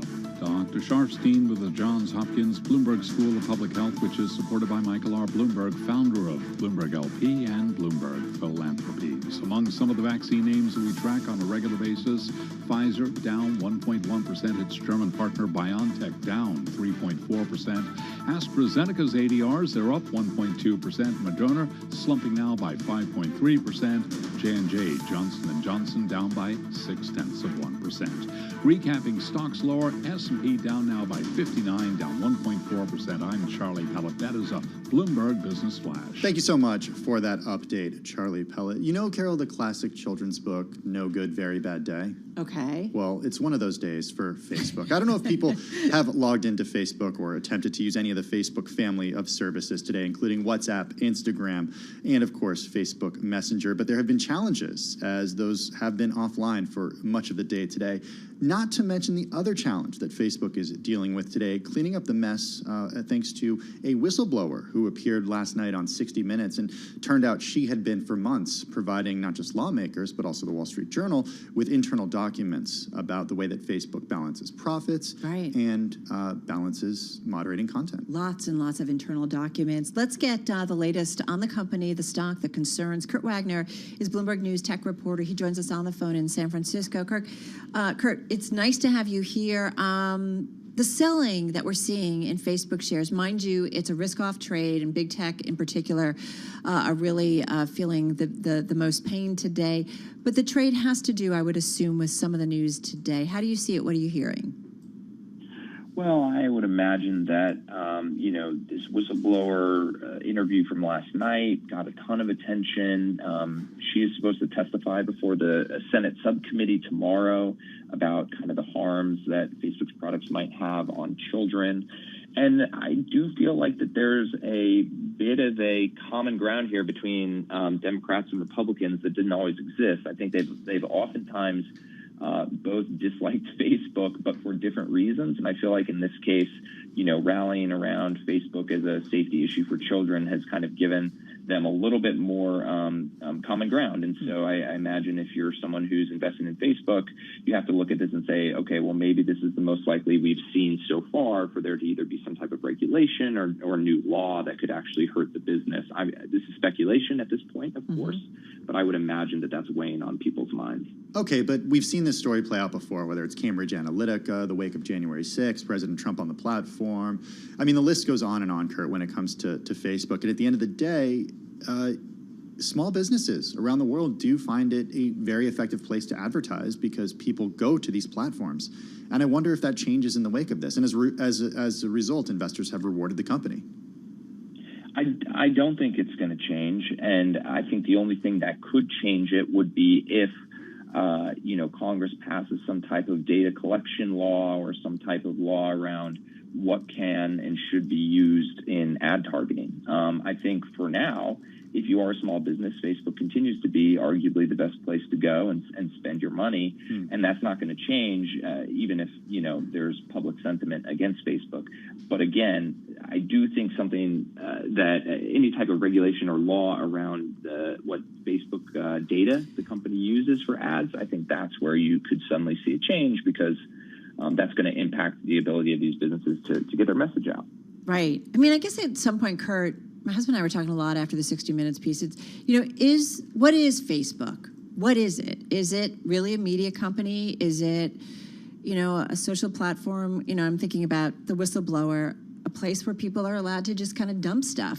What's the responsibility of Facebook versus, what's put on its platform? It's a lot of questions, and I guess we have to just figure out, and we'll see what regulators ultimately decide it is and what it's responsible for, right?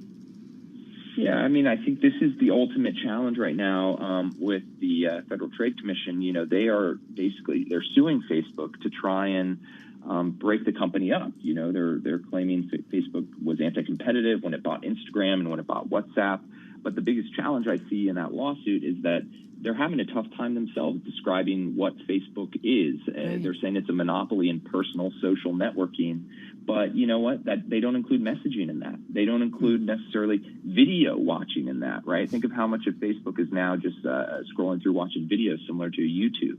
So Facebook has gotten so big, it touches so many areas that it really has become hard to define, and as a result, it's hard to regulate. Hey, the outages, are they fixed, real quickly, 5 seconds? They're not fixed. As of about 3 minutes ago, they are not fixed. All right. Well, watch for the headline to say whether or not they are fixed or still ongoing.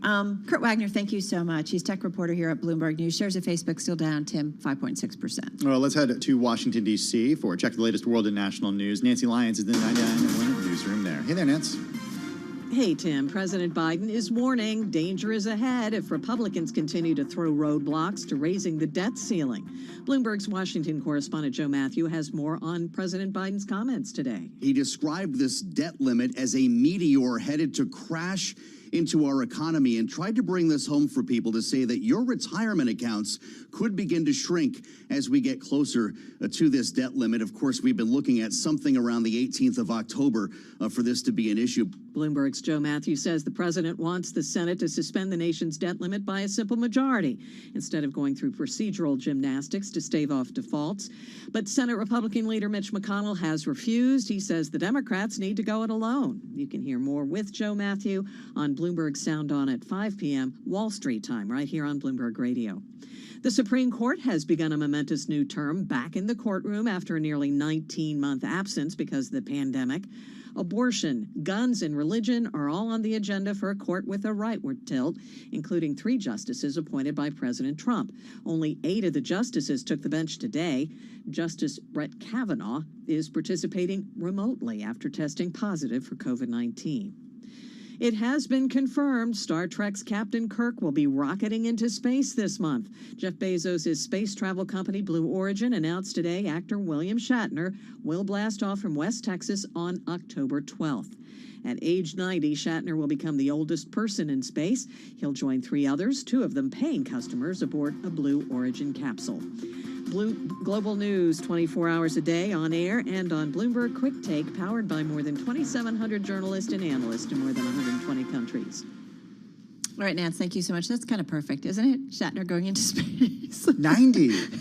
And that's like remarkable. Yeah. Right? Like if you That's a think fun about one. it, that is a fun one. Not so fun is if you Google slap a teacher TikTok, you will be amazed at some of the stories that come up because there's a lot going on here. It's a challenge apparently on TikTok. Well, this shows I that didn't I either. don't spend any time on TikTok because I had no idea this was happening until I read this story. You're just not a cool kid. Yeah, that I know, and I don't need you to tell me that. I know that. This is not a cool kid thing, though. It's not, but I mean, if you're spending time on TikTok, like Yeah. you know that this is a thing. So the CEO of TikTok should visit Connecticut to meet parents and teachers about dangerous content spreading on the social media platform. That's according to the state of Connecticut's Attorney General. Yeah, in a letter posted on Twitter, Connecticut Attorney General William Tong said a new challenge, quote unquote, going viral on the app to slap a teacher is endangering educators. This is the latest TikTok trend, encouraging lawlessness, self-harm, and reckless, dangerous pranks in schools, Tong said, adding that an earlier devious licks challenge had led to one school in the state closing temporarily last month. I mean, come on, this is crazy. Yeah, here's what Attorney General William Tong wrote, quote, I respectfully request that you come to Connecticut to meet parents, educators, and myself to hear some firsthand impact, the impact your business has led on communities and to share with us what more you will do to protect our youth, he wrote. What was devious licks? Was it telling I people don't to know. lick people? I have no idea. But, we were talking about Facebook earlier, Carol. Oh, this was to do with, I guess, with COVID. And, Oh. Yeah, anyway, sorry. Go ahead. Go ahead, I'm She's listening. She's looking up devious licks on I am. TikTok right now. This is the threat to Facebook, is TikTok. More so, I think more so than, I don't know, perhaps more so than whistleblowers, because we haven't seen any significant movement with Facebook's business model, despite scandal after scandal. But if people start using other platforms like TikTok, which they're certainly doing, that's a real risk to the company. Right, for a company that was $1 trillion, it's below it today. I keep thinking of Ken Griffin of Citadel, which I highly recommend you check out that conversation Eric Schatzker had with him. It's on the Bloomberg and at Bloomberg.com, but about kids and what we need to be teaching them and getting them involved in. And I just think somewhere we've lost our way. Yeah, this if is it's kids Bloomberg. responsible Yeah. for this. If.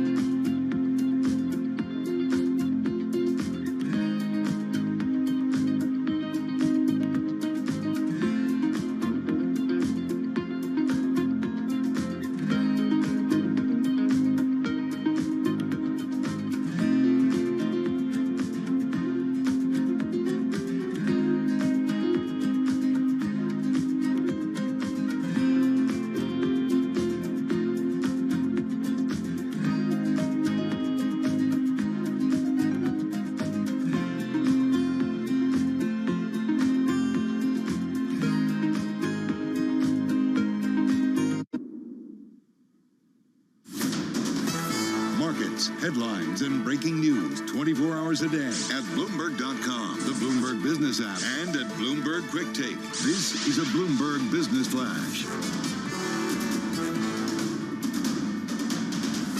From Bloomberg World Headquarters, I'm Charlie Pellet. We begin with a headline from the Bloomberg Professional Service. The Bloomberg Commodity Spot Index rising to a record. Right now, that index up by 1.1%. Oil surging today. West Texas Intermediate crude up 2.3% right now, up $1.73 a barrel, 77.61 for a barrel of West Texas Intermediate crude. Spot gold up 0.4%, 17.67 the ounce. Stocks lower, though, across the board.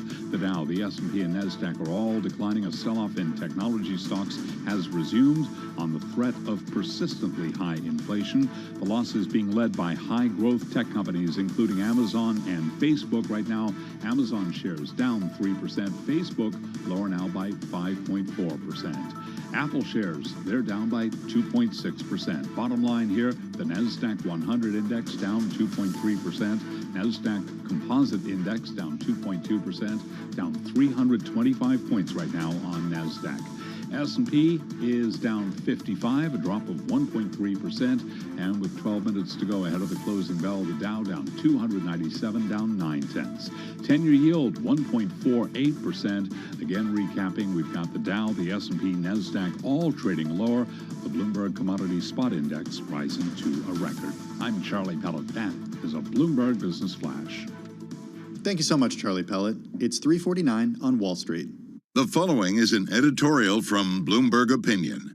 This editorial was written by the Bloomberg Editorial Board. Vaccine mandates work. Just ask New York Governor Kathy Hochul, whose state gave roughly 600,000 healthcare workers until last Monday to get a COVID-19 shot or lose their jobs. Much naysaying ensued, accompanied by predictions that doctors, nurses, and other holdouts would quit en masse. They instead chose to do the right thing. Thousands rushed to get their shots before the deadline, and the vast majority of healthcare workers in New York State are now fully vaccinated. This is strong medicine, to be sure, but more of it may be needed to establish a strong defense against COVID-19. With the health and economic stakes so high, adopting strict measures is worth the political risk. Hats off to Hochul, who imposed the New York mandate with clarity and courage and got results. Governors of other states should take note. This editorial was written by the Bloomberg Editorial Board. For more Bloomberg opinion, please go to Bloomberg.com/opinion or OPIN Go on the Bloomberg terminal. This has been Bloomberg Opinion. I'm driving in my car. How about you let me drive? Oh, no. This is not a toy. Who's gonna drive you home? Honey, please, I'll do the driving. Drive on. Excuse me, I want to drive. It's the question that drives us. This is the Drive to the Close. That funky music will drive us till the dawn. On Bloomberg Radio.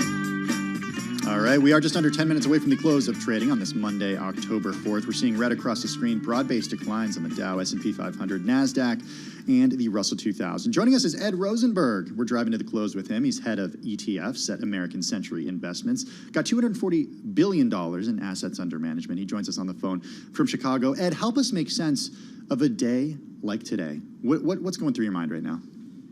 I mean, look, there's so many things going on outside of the market that are driving the market. Do we have inflation, right? The debt ceiling keeps coming up, and Biden did a speech earlier, right? So people are potentially taking risk off the table and shifting money around into other places, whether it's less risky assets or looking for ways to take advantage of this market and maybe find different spots to move money into as we keep seeing this. So it's not like they're necessarily, it's interesting that you say that, right, shifting around, finding better opportunities at this point is maybe the changing psychology within the market, whether it's for a day, for a week, for a month, we'll find out. But what's interesting is I looked at things like gold. We're not necessarily seeing a huge move into safe havens. I think that's the same case if you look at the dollar, the same case for the Treasury trade. It's not like we're getting the equal kind of trade that everybody's just running for the exit door. That's not what we're seeing today. No, and we're not seeing people, obviously growth is the story today, right? The growth stocks are the ones that have been falling off the table. I mean, even during the announcement we talked about, I heard Apple, Facebook, all mentioned, and Amazon, all coming down. But it's where's the money going, right? As people sell off, what are they looking to put it into? We've had these questions come up even before this last week and a half where the market's been cycling, where what do I do about inflation? Because it's been a story for a long time. And you had oil up today, right, and pushing higher, and it's higher than it's been for a while. And so what does this all mean to the end consumer, and what does it mean for the investor? And I think when we talk about inflation, you're seeing people shifting more money into things like shorter duration bonds, right, which obviously when we report on the stock market, we're not going to see that money in there because it's not driving those prices. And I think people have been talking about this, but this market has given them a kickstart to actually start putting into action what everyone's been talking about.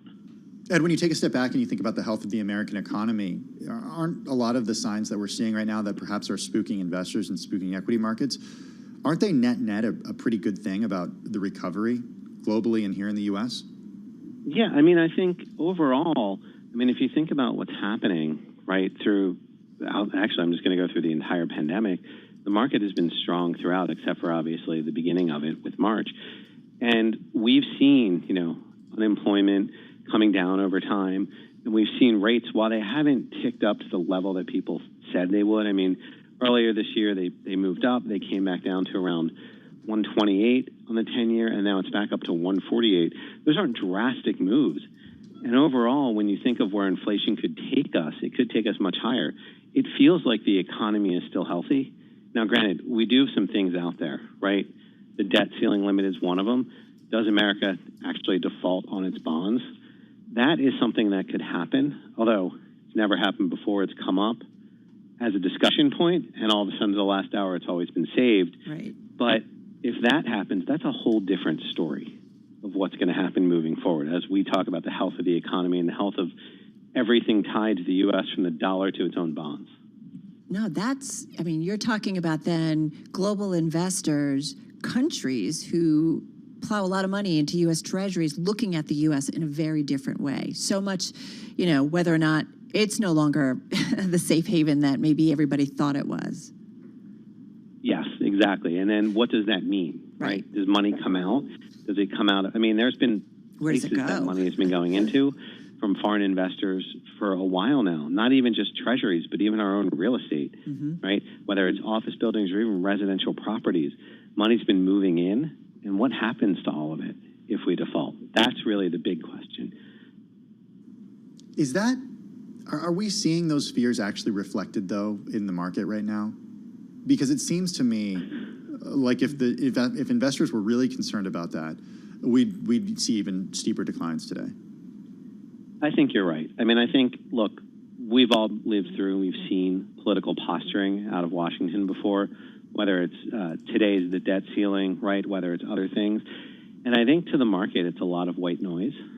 But there is some reaction to it, right? Inflation is something that's been talked about, and that's not quite political posturing. We've seen prices go up across the board in different commodities. And I know you mentioned gold, but if you think of the cost of some other commodities, right, they have risen steadily for a while now. Right. The price of food for the consumer has gone up. The price of gas has gone up. So those things are real. And I think as these markets start to get a little edgy and we keep hearing more noise, I think people are looking for different places to put that money, whether it's cash, right, or, quite frankly, other investments that they feel are more safe haven. Does it matter to you, and just speaking of commodities, the Bloomberg Commodity Spot Index rising to a record, so it's playing out certainly in this trade. Just quickly, does it matter to you? The S&P's down more than 5% from its early September high. Dow's down about 4.5% from its mid-August high. The NASDAQ 100...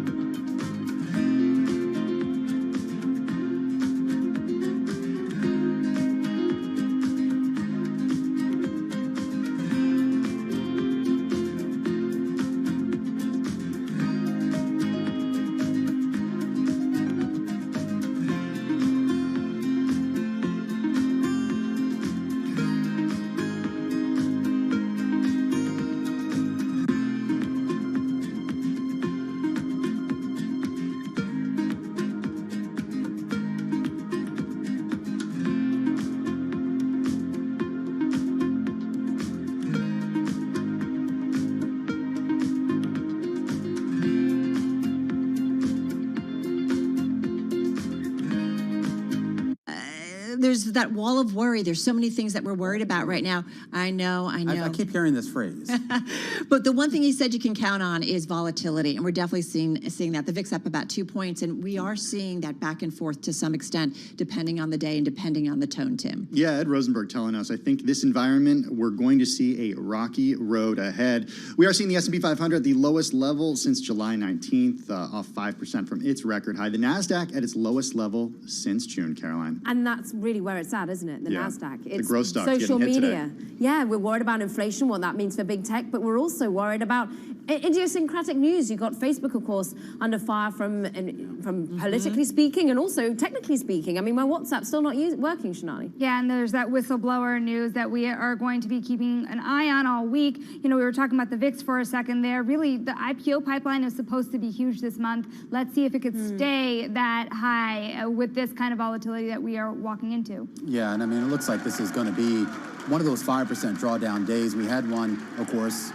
on Thursday, and we got that rebound rally on Friday here. We're back down about 5.2% here from that all-time high. And, of course, this is only the second 5% drawdown we've had on a year-to-date basis. Make of that what you will here. Still a ways off from a full 10% correction. Right now, you're looking at an S&P 500 that's going to finish the day down by about 56 points or 1.3%. The Dow Jones Industrial Average down about a percentage points, 322 points, if you will, while the NASDAQ Composite is down about 311 points or 2%, so that takes it down about 8% from its all-time high. And the Russell 2000, which of course had actually started to outperform here in the most recent days, now down about 1% here on the day.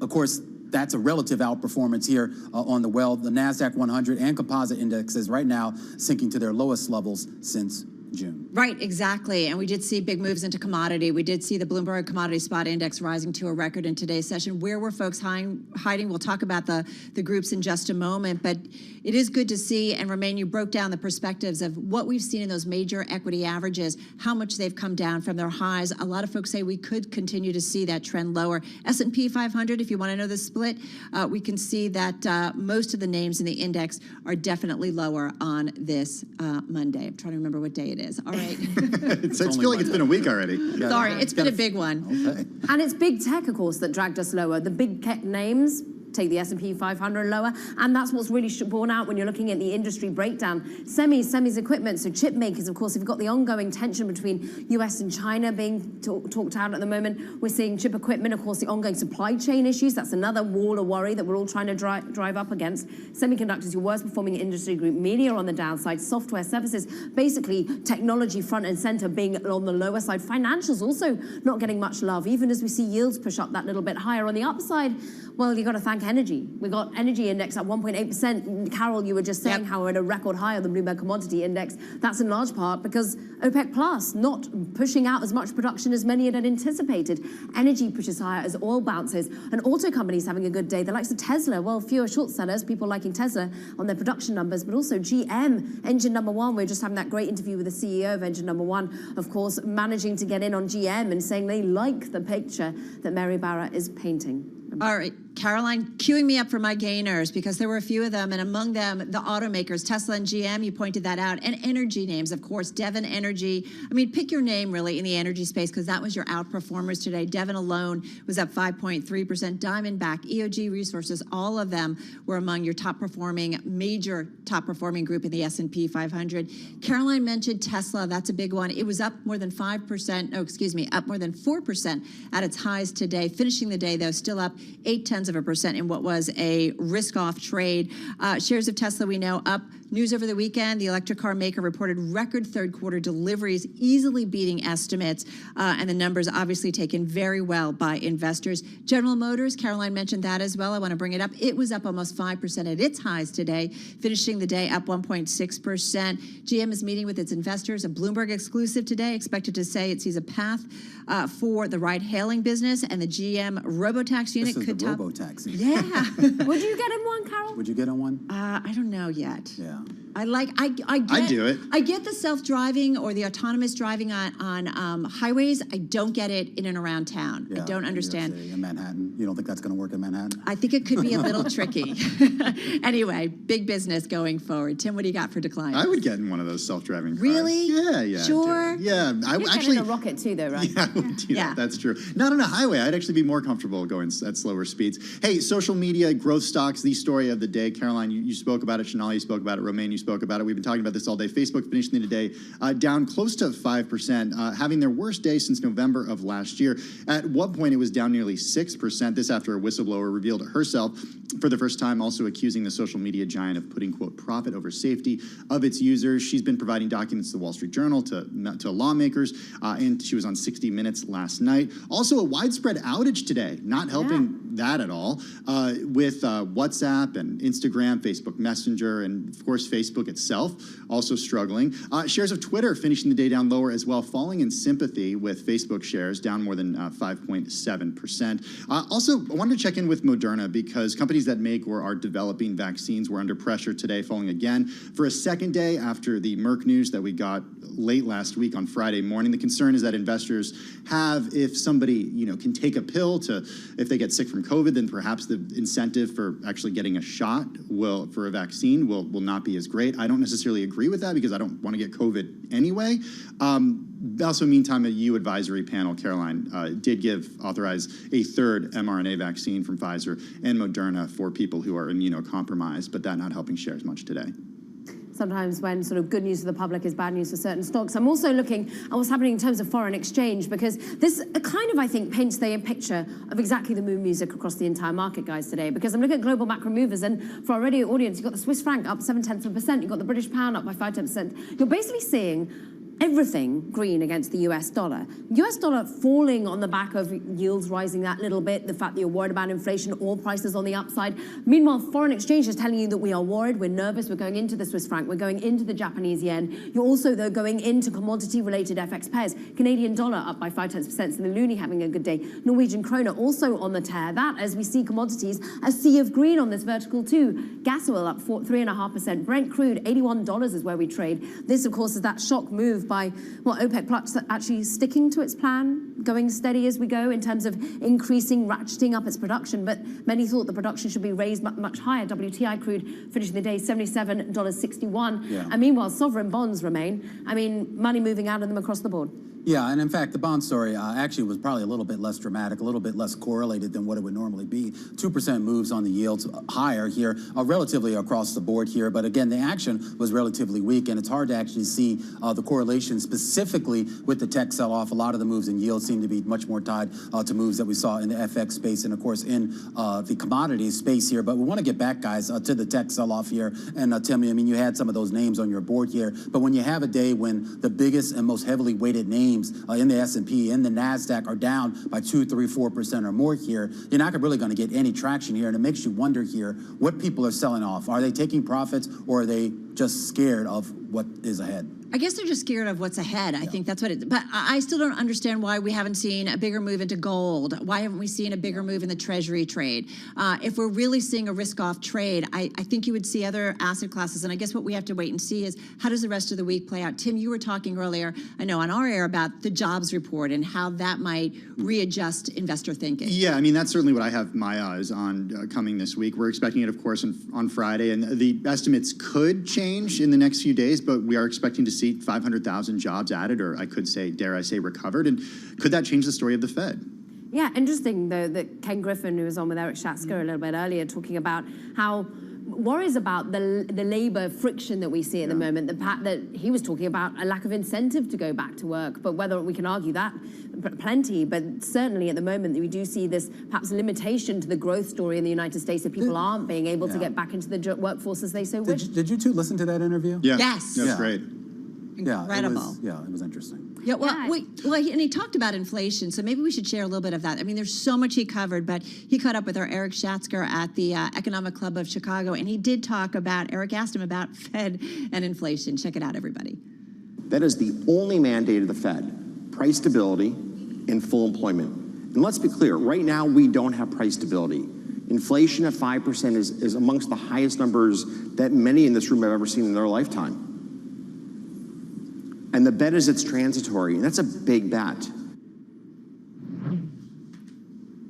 That was, I mean, of course, Ken Griffin there from Citadel. But Romain, I mean, he's in Chicago. We know you're a Chicago boy, so there was some emotional stuff. I think it's you probably took the tamest comment that he made. I mean, it was really wide ranging, and I really recommend that anyone who's just interested in him. He is a very powerful person, not only in business world but in politics. Really take a listen to that interview. It'll give you a lot of insights into what he stands for. Yeah, exactly. And a hint, he doesn't, I don't think, seem so keen on crypto. I'm just going to put that out there. Oh, he said he would do it. He said if you regulate, he's all in. I mean, come on. He's got to make money. All right, check out the full conversation, 60 Minutes with our Eric Schatzker. How does he feel about robo-taxes? Address that. I know, would he get in? I don't know. We'll have to find out. All right, we got to run, everybody. That's going to do it for Beyond the Bell on Bloomberg Radio, Bloomberg TV, and on YouTube. We'll see you again, same time, same place on Tuesday.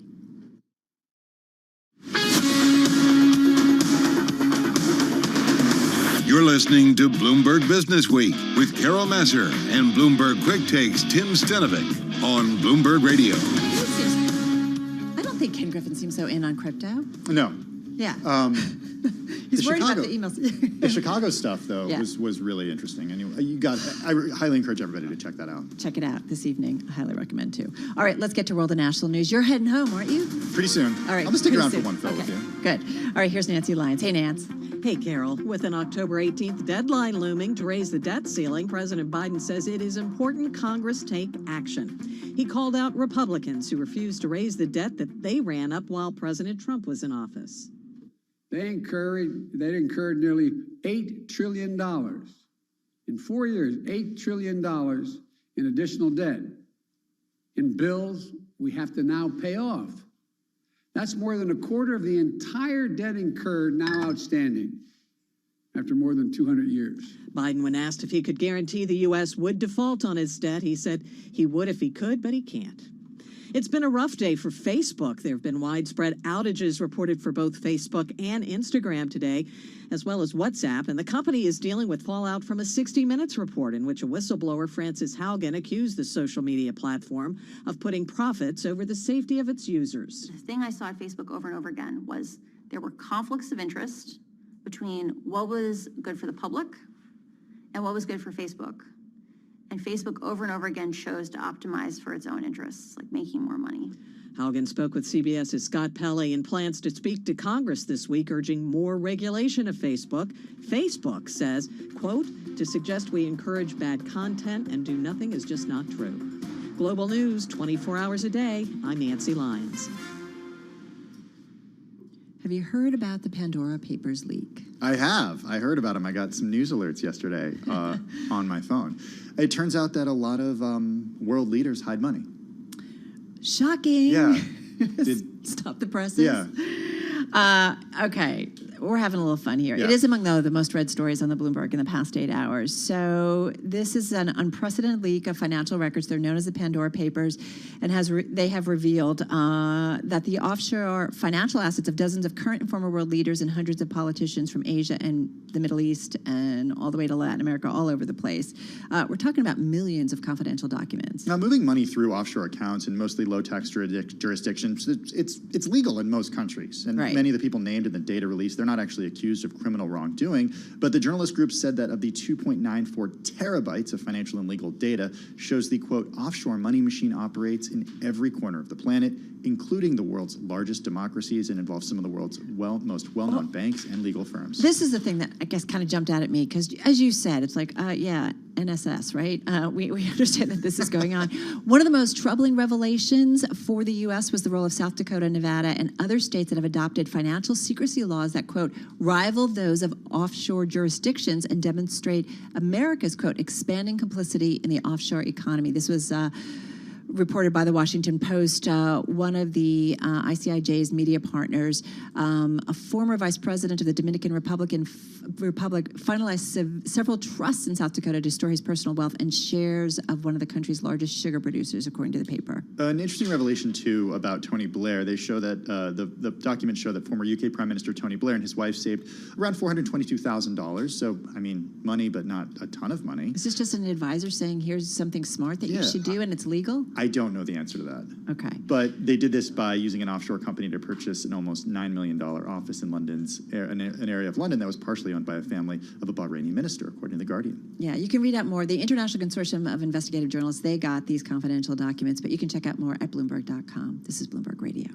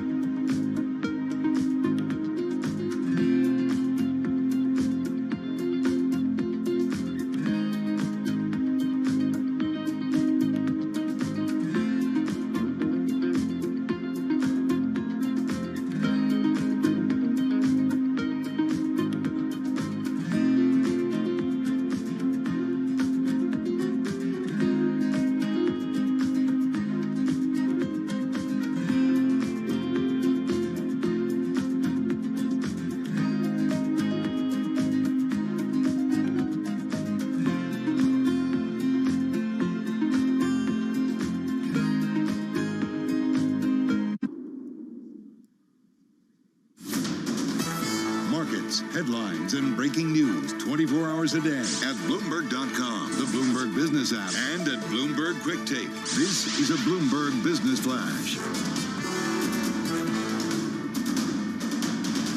From Bloomberg World headquarters, I'm Charlie Pellet. Back to work Monday. It was a down day. A sell-off in tech shares resumed on the threat of persistently high inflation.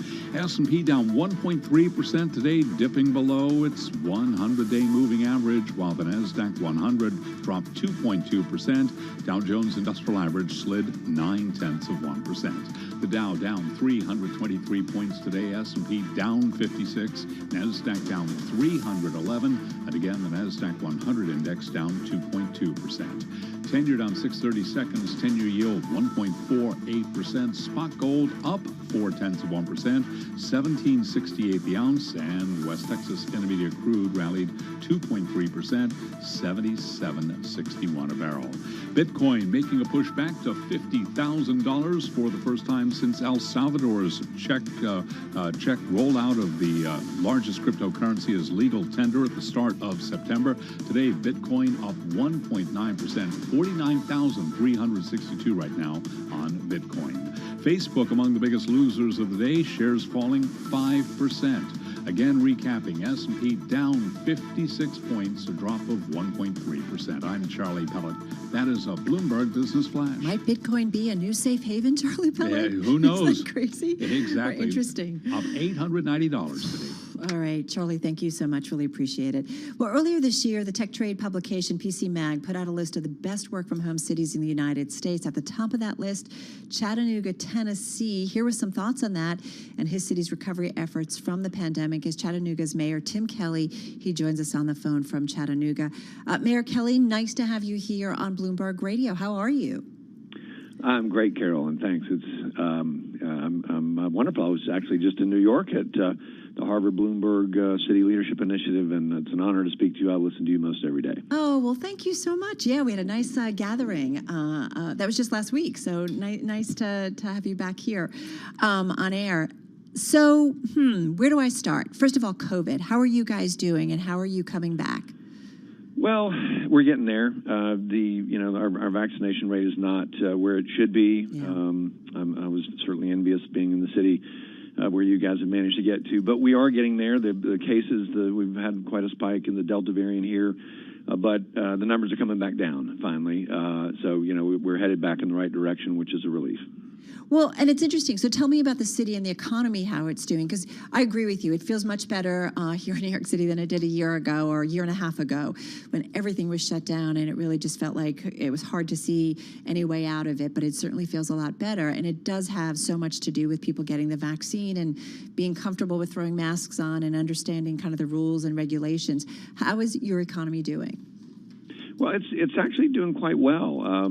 It's a sales tax-driven state, and collections have held up really well. We carried over a modest budget surplus from one year forward to this year, and so I guess that is the silver lining, is that people are still getting out and spending money, and so our budget has not been too adversely impacted. It's interesting, too. We just had our Eric Schatzker catch up with Ken Griffin of Citadel, and they were at the Economic Club of Chicago, really a wide-ranging conversation. But he talked a lot about the work from home versus working in the office, and he talked about all of their workers are in the office, and he talked about it's time for America to get back to work and that those who stay at home, especially younger workers, are going to be at a disadvantage.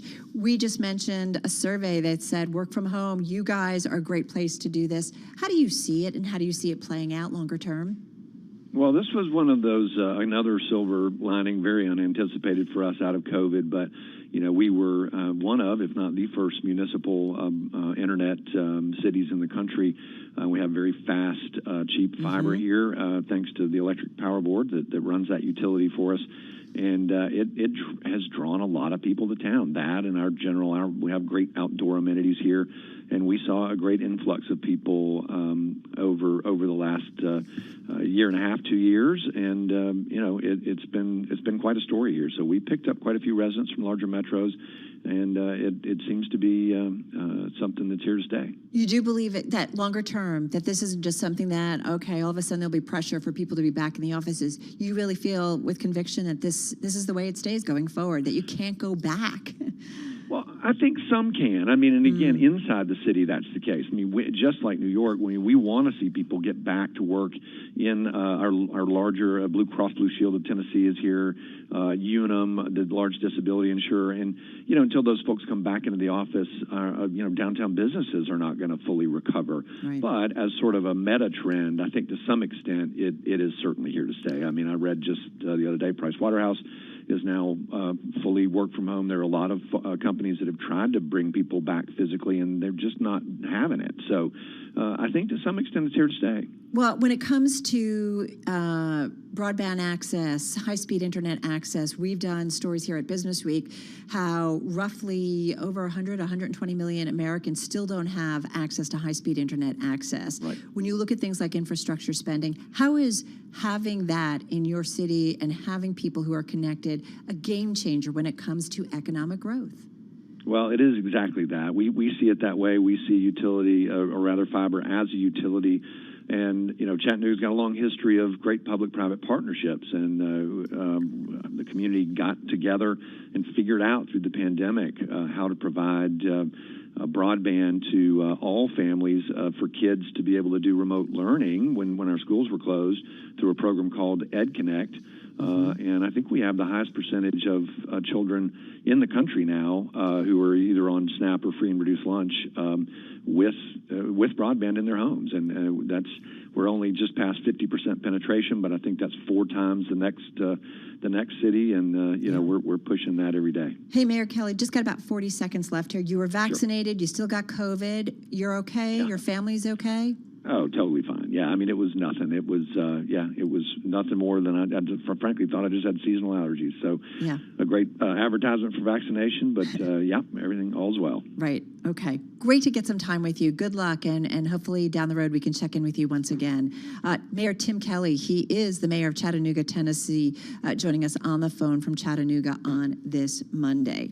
You are listening to Bloomberg Business Week. Coming up, we heard Mayor Kelly talk about being connected, especially when it comes to learning and education. We're going to check in with the founder and CEO of QMath, which is an online math course provider. They are backed by the Google parent company Alphabet, so we'll get an idea of how they are working and what kind of growth that they see going forward. Just a reminder of how we closed on this Monday. We did see a risk-off trade, certainly pretty broad-based. The S&P 500 down 1.3%, Dow off 0.9%, and the NASDAQ, those big tech names, really the underperformer, down almost 2.2%. This is Bloomberg Radio.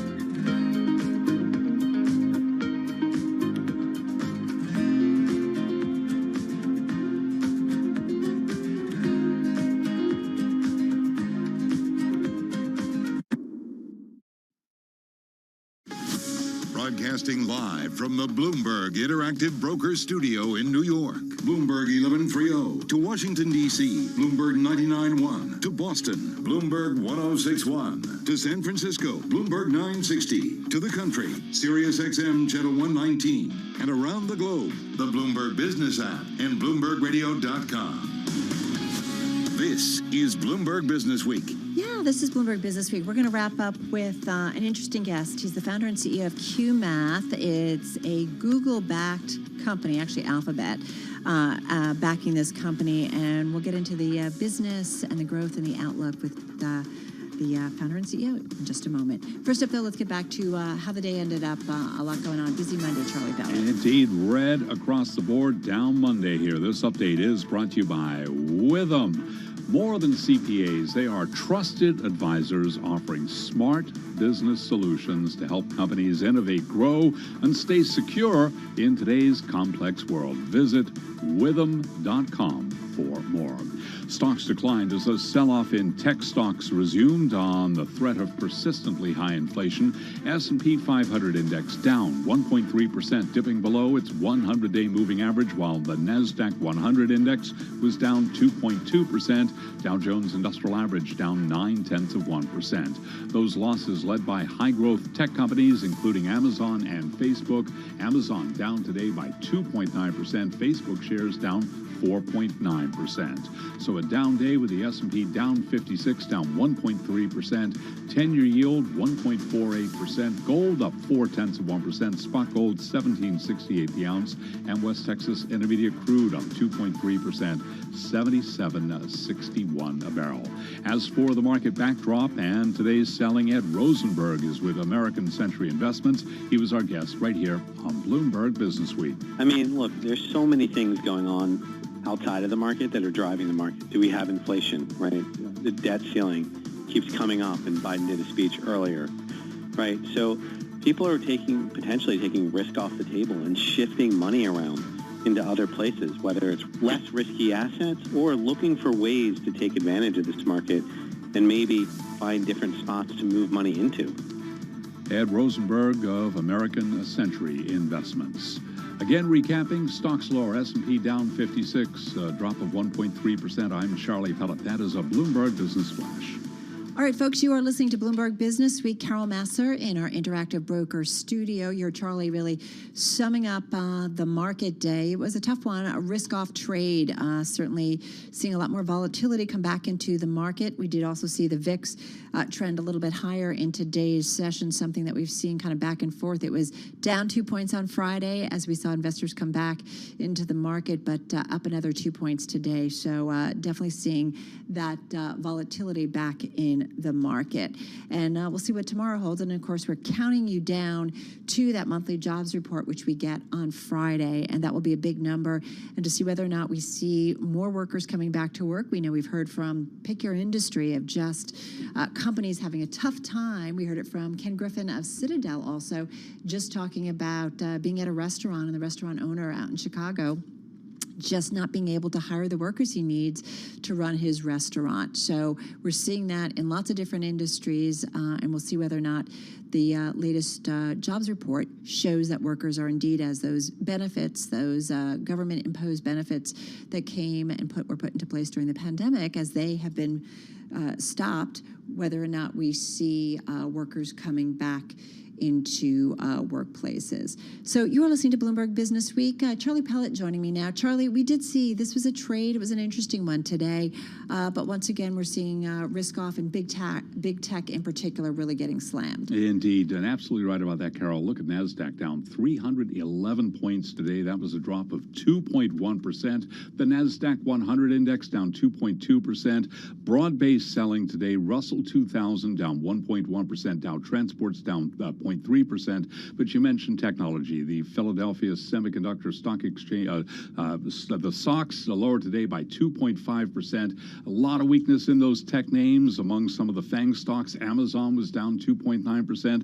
Facebook down 4.9%. And a correction for Apple shares down 2.6%. Correction referring to a 10% drop from its recent high. Well, what's interesting, Charlie, you mentioned the SOX, and it's up still 14% so far far this year. A name like Facebook, which certainly was lower today for a couple of different reasons. It's up about 19% or so on the year. Alphabet is up more than 50% this year. So those big tech names have had a substantial bounce back from the pandemic selling, the route that we saw certainly in the early days of the pandemic. We've seen the overall market bounce back significantly. And, if you talk to Regina Martin-Adams, and I'm curious to see the research from her and her team here at Bloomberg Intelligence, what they say about future earnings, future revenue growth, and margins in particular, which we know have been getting increasingly squeezed because of the supply chain problems. But, last week, some of the research that was coming out of BI on the equity front was that, top line growth, revenue growth was holding. When you had to look into the balance sheet to see maybe where there were some concerns about higher costs and margins. But this is where this earnings season could be crucial in terms of CEOs, what they have to say about rising costs, inflationary concerns, whether they see them as transitory or lasting a little bit longer, and what that means specifically for those companies. Indeed. Big banks next week, Carol Master, and yes, we'll be all over that. Just one more tech note for you. You see Zuckerberg's drop in personal wealth today? Yeah, exactly. All right, Charlie, thank you so much. I want to bring in also our Vince Signorella, who tracks the markets, talks to traders, and he joins us on the phone from White Plains, from Westchester. So, Vince, what were some of the interesting conversations as you were tracking the trade today? Well, actually, one of the most interesting conversations was with a trader who said to me, "Have you bought a new car lately?" So he lost his car with Hurricane Ida. Oh, yeah. And he said in the tri-state area, in the dealerships he called, if you ordered a car, they were charging $4,000 to $7,000 over MSRP, with delivery come like the week after Thanksgiving. If you bought one off the lot, they were charging $8,000 to $12,000 over MSRP. So the idea of inflation being transient that the Fed keeps talking about, we keep seeing it in more and more places. And when you see it in more and more places, it just makes me feel like transient's not the word I want to use. But you understand the supply chain constraints, right? So at some point, one would anticipate, unless there's a real breakdown in supply chains globally and something's going on a bigger macro level, you would expect that at some point they would correct. Yes, at some point. But one of the biggest problems with the supply chain is actually getting people on the docks to unload the stuff, people to drive the stuff across country and go back to work. If these people don't go back to the jobs they had before, and if somehow they found something better or work at home experience, I don't know. Right. Then this could be a lot more than transitory. I mean, the consumer is feeling it. Bloomberg Commodity Index highest. I know. I saw. Was this ever? I think. Yeah. And, it was a record. Yeah. Energy prices in Germany to record highs. The Fed doesn't count food and energy. The average consumer does, and we need those prices to come down. Yeah, I got to fill my tank and I got to eat. That's for sure. Hey, Vince, thank you so much. Vince Signorella, who squawks live breaking news over the Bloomberg terminal on a daily basis. All right, let's get back to world and national news. Nancy Lyons in D.C. Hey, Nance. Hey, Carol. President Biden says the U.S. government is at risk of breaching the legal limit on its debt in 2 weeks, and he's blaming Senate Republican leader Mitch McConnell for what he describes as a meteor headed for the economy. He says it's disgraceful and irresponsible that Republicans are not joining Democrats in voting to raise the debt limit. Republicans in Congress raised the debt 3 times when Donald Trump was president, and each time with Democrat support. But now they won't raise it, even though they're responsible for more than $8 trillion in bills incurred in 4 years under the previous administration. Biden says that $8 trillion incurred under the Trump administration amounts to about a quarter of the country's outstanding debt. McConnell says the Democrats need to go it alone. The White House is responding to the Pandora Papers published by the International Consortium of Investigative Journalists this weekend. The papers include millions of leaked documents detailing how many of the richest people in the world hid their assets from authorities and tax collectors. White House Press Secretary Jen Psaki says holding the richest Americans accountable is something the president has been promising. He has been clear he wants to make the tax system more fair, wants to crack down on people who are not paying their fair share, whether they are businesses or whether they are individuals. Psaki also responded to whistleblower comments made to CBS's 60 Minutes regarding Facebook and its focus on profit. She says it proves the tech sector's efforts to regulate itself are not working. Global news 24 hours a day on air and on Bloomberg Quick Take, powered by more than 2,700 journalists and analysts in more than 120 countries. All right, Nance, thank you so much. Well, earlier on Bloomberg, Citadel CEO and founder Ken Griffin caught up with our own Eric Schatzker. They did so out in Chicago at the Economic Club of Chicago. It did air, as I mentioned, on Bloomberg, Bloomberg Radio, Bloomberg TV. Wide-ranging interview. They talked about China. They talked about crypto. They talked about politics. They talked about getting back to work. He did talk about specifically how young workers are losing out on valued mentorships and great learning opportunities by working remotely. Here's a little bit of that conversation. Check it out. If you are early in your career, you are making a grave mistake not being back at work. It's incredibly difficult to have the managerial experiences and the interpersonal experiences that you need to have to take your career forward in a work remotely environment. Work remotely is very good at maintaining the status quo, but the world's not static. Competitive pressures from around the world will put American businesses continually under pressure. The Chinese have been back at work literally from almost the start. They're continuing to evolve at a very rapid rate of innovation. And we are, in many ways, stuck in patterns from 18 months ago because it is so much harder to create and to innovate in a remote working environment.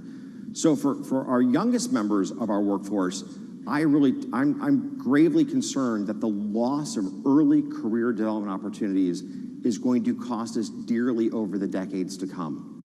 And he talked more specifically about it's time for maybe even the White House to tell people, let's get back to work here. He talked about a lot of things. Of course, that is Citadel CEO and founder Ken Griffin talking with Bloomberg's Eric Schatzker. They did so at the Economic Club of Chicago. You can listen to the entire more than 60-minute conversation, wide-ranging, as we mentioned, talked about hybrid working, working from home. They talked about crypto. They talked politics. They talked about the future of Chicago, the city. So check it out at Bloomberg.com or on the Bloomberg terminal. I'm Carol Massard. This is Bloomberg Business Week, and you are listening to Bloomberg Radio.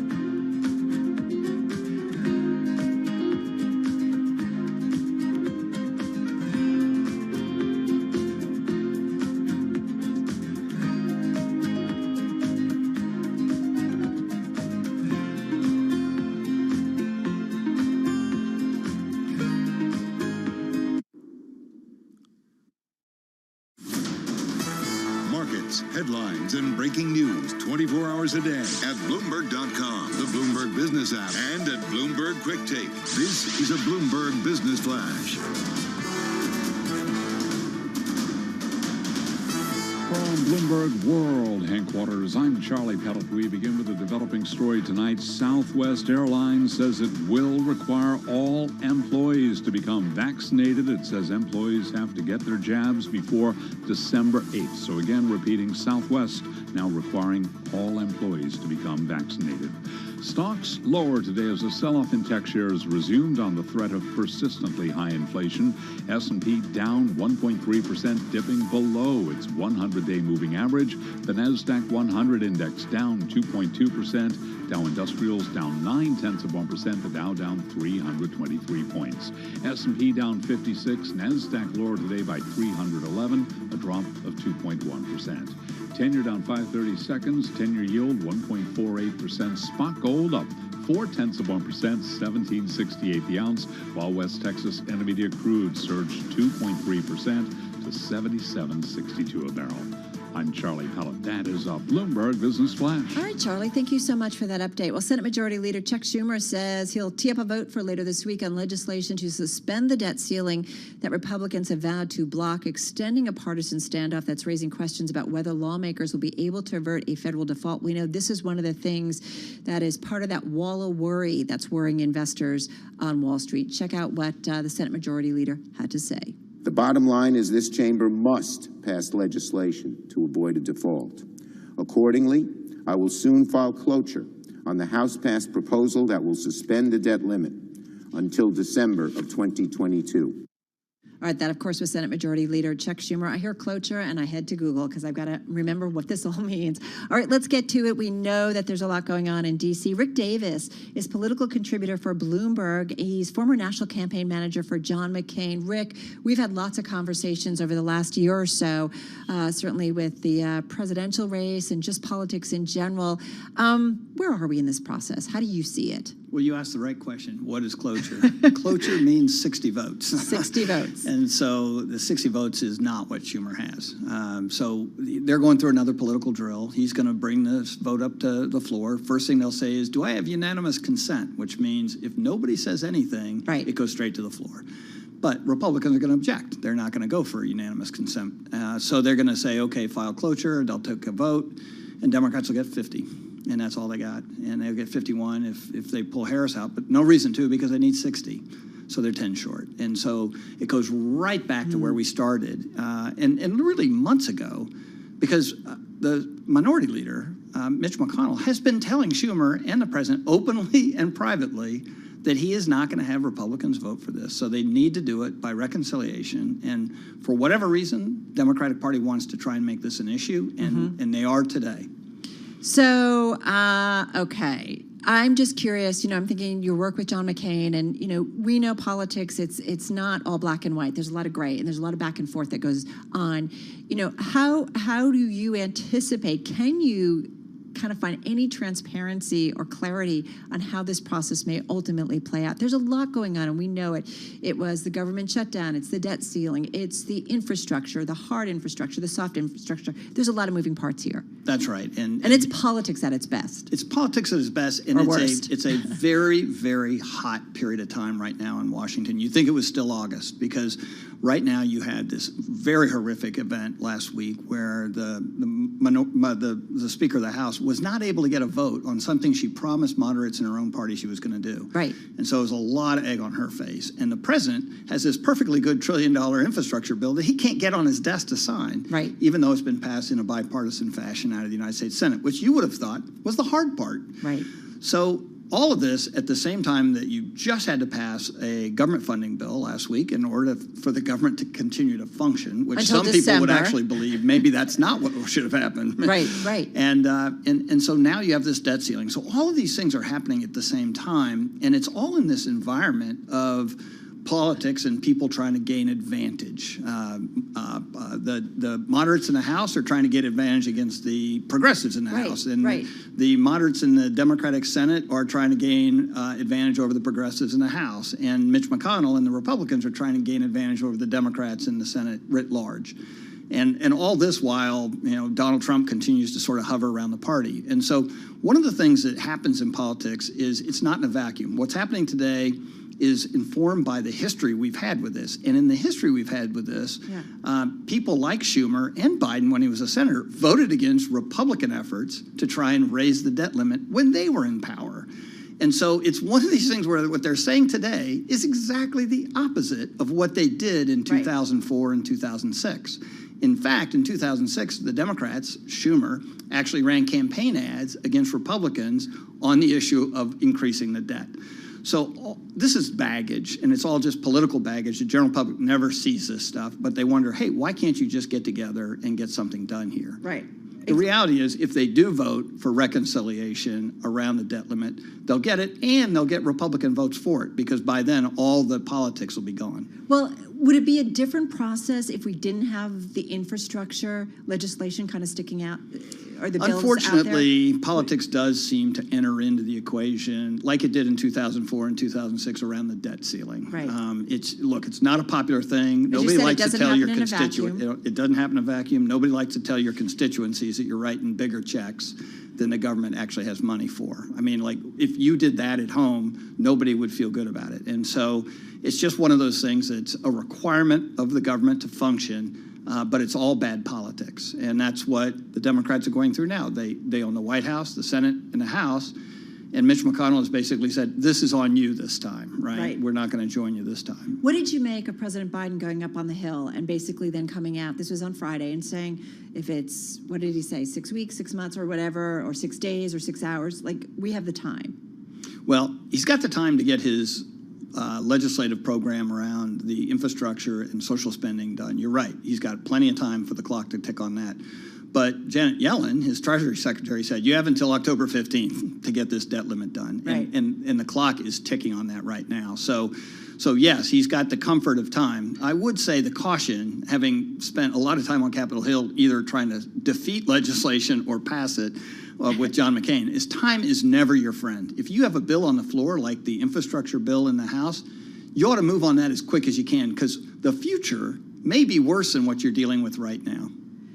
So so again, I'm going to say clarity, just quickly, got about 20 seconds left here, 30 seconds. I mean, when all is said and done, do you anticipate we'll get the hard infrastructure passed and maybe soft infrastructure is going to be pushed to the side? Yeah, I mean, this is actually easier to think about than it is.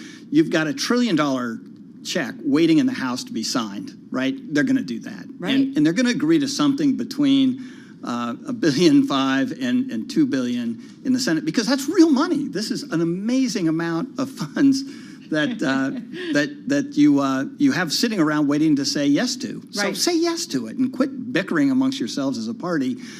$2.5–3 trillion of spending is historic by any means. And so I honestly don't understand why they just all get in a room, lock the door, and come out with a deal. Well, it makes me nervous when you don't understand it, because this is your world, because it's complicated, as you said. Rick Davis, thank you so much. A political contributor here at Bloomberg News, and as we said, former campaign manager for Senator John McCain. Just before we go, I do want to mention Tobias Levkovich, Citigroup's longtime chief U.S. equity strategist. He did die after he succumbed Friday to injuries sustained in a car accident that he had last month. Spent a long time at Citi, more than 33 years, highly regarded, frequent guest on Bloomberg Radio, Bloomberg TV, and someone that I have talked to for many, many years. And he was an opinion that we love to seek out, had strong thoughts, certainly on the markets, and he will, no doubt about it, be very, very missed. So our thoughts go out to his friends and family, Tobias Levkovich. All right, folks, that's going to do it for the Monday edition of Bloomberg Business Week. Coming up, more politics. As you heard from Rick Davis, there's just so many moving parts to all of this. Catch Joe Matthew, host of Sound On. That's coming your way in just a few minutes. Have a good and safe evening. This is Bloomberg.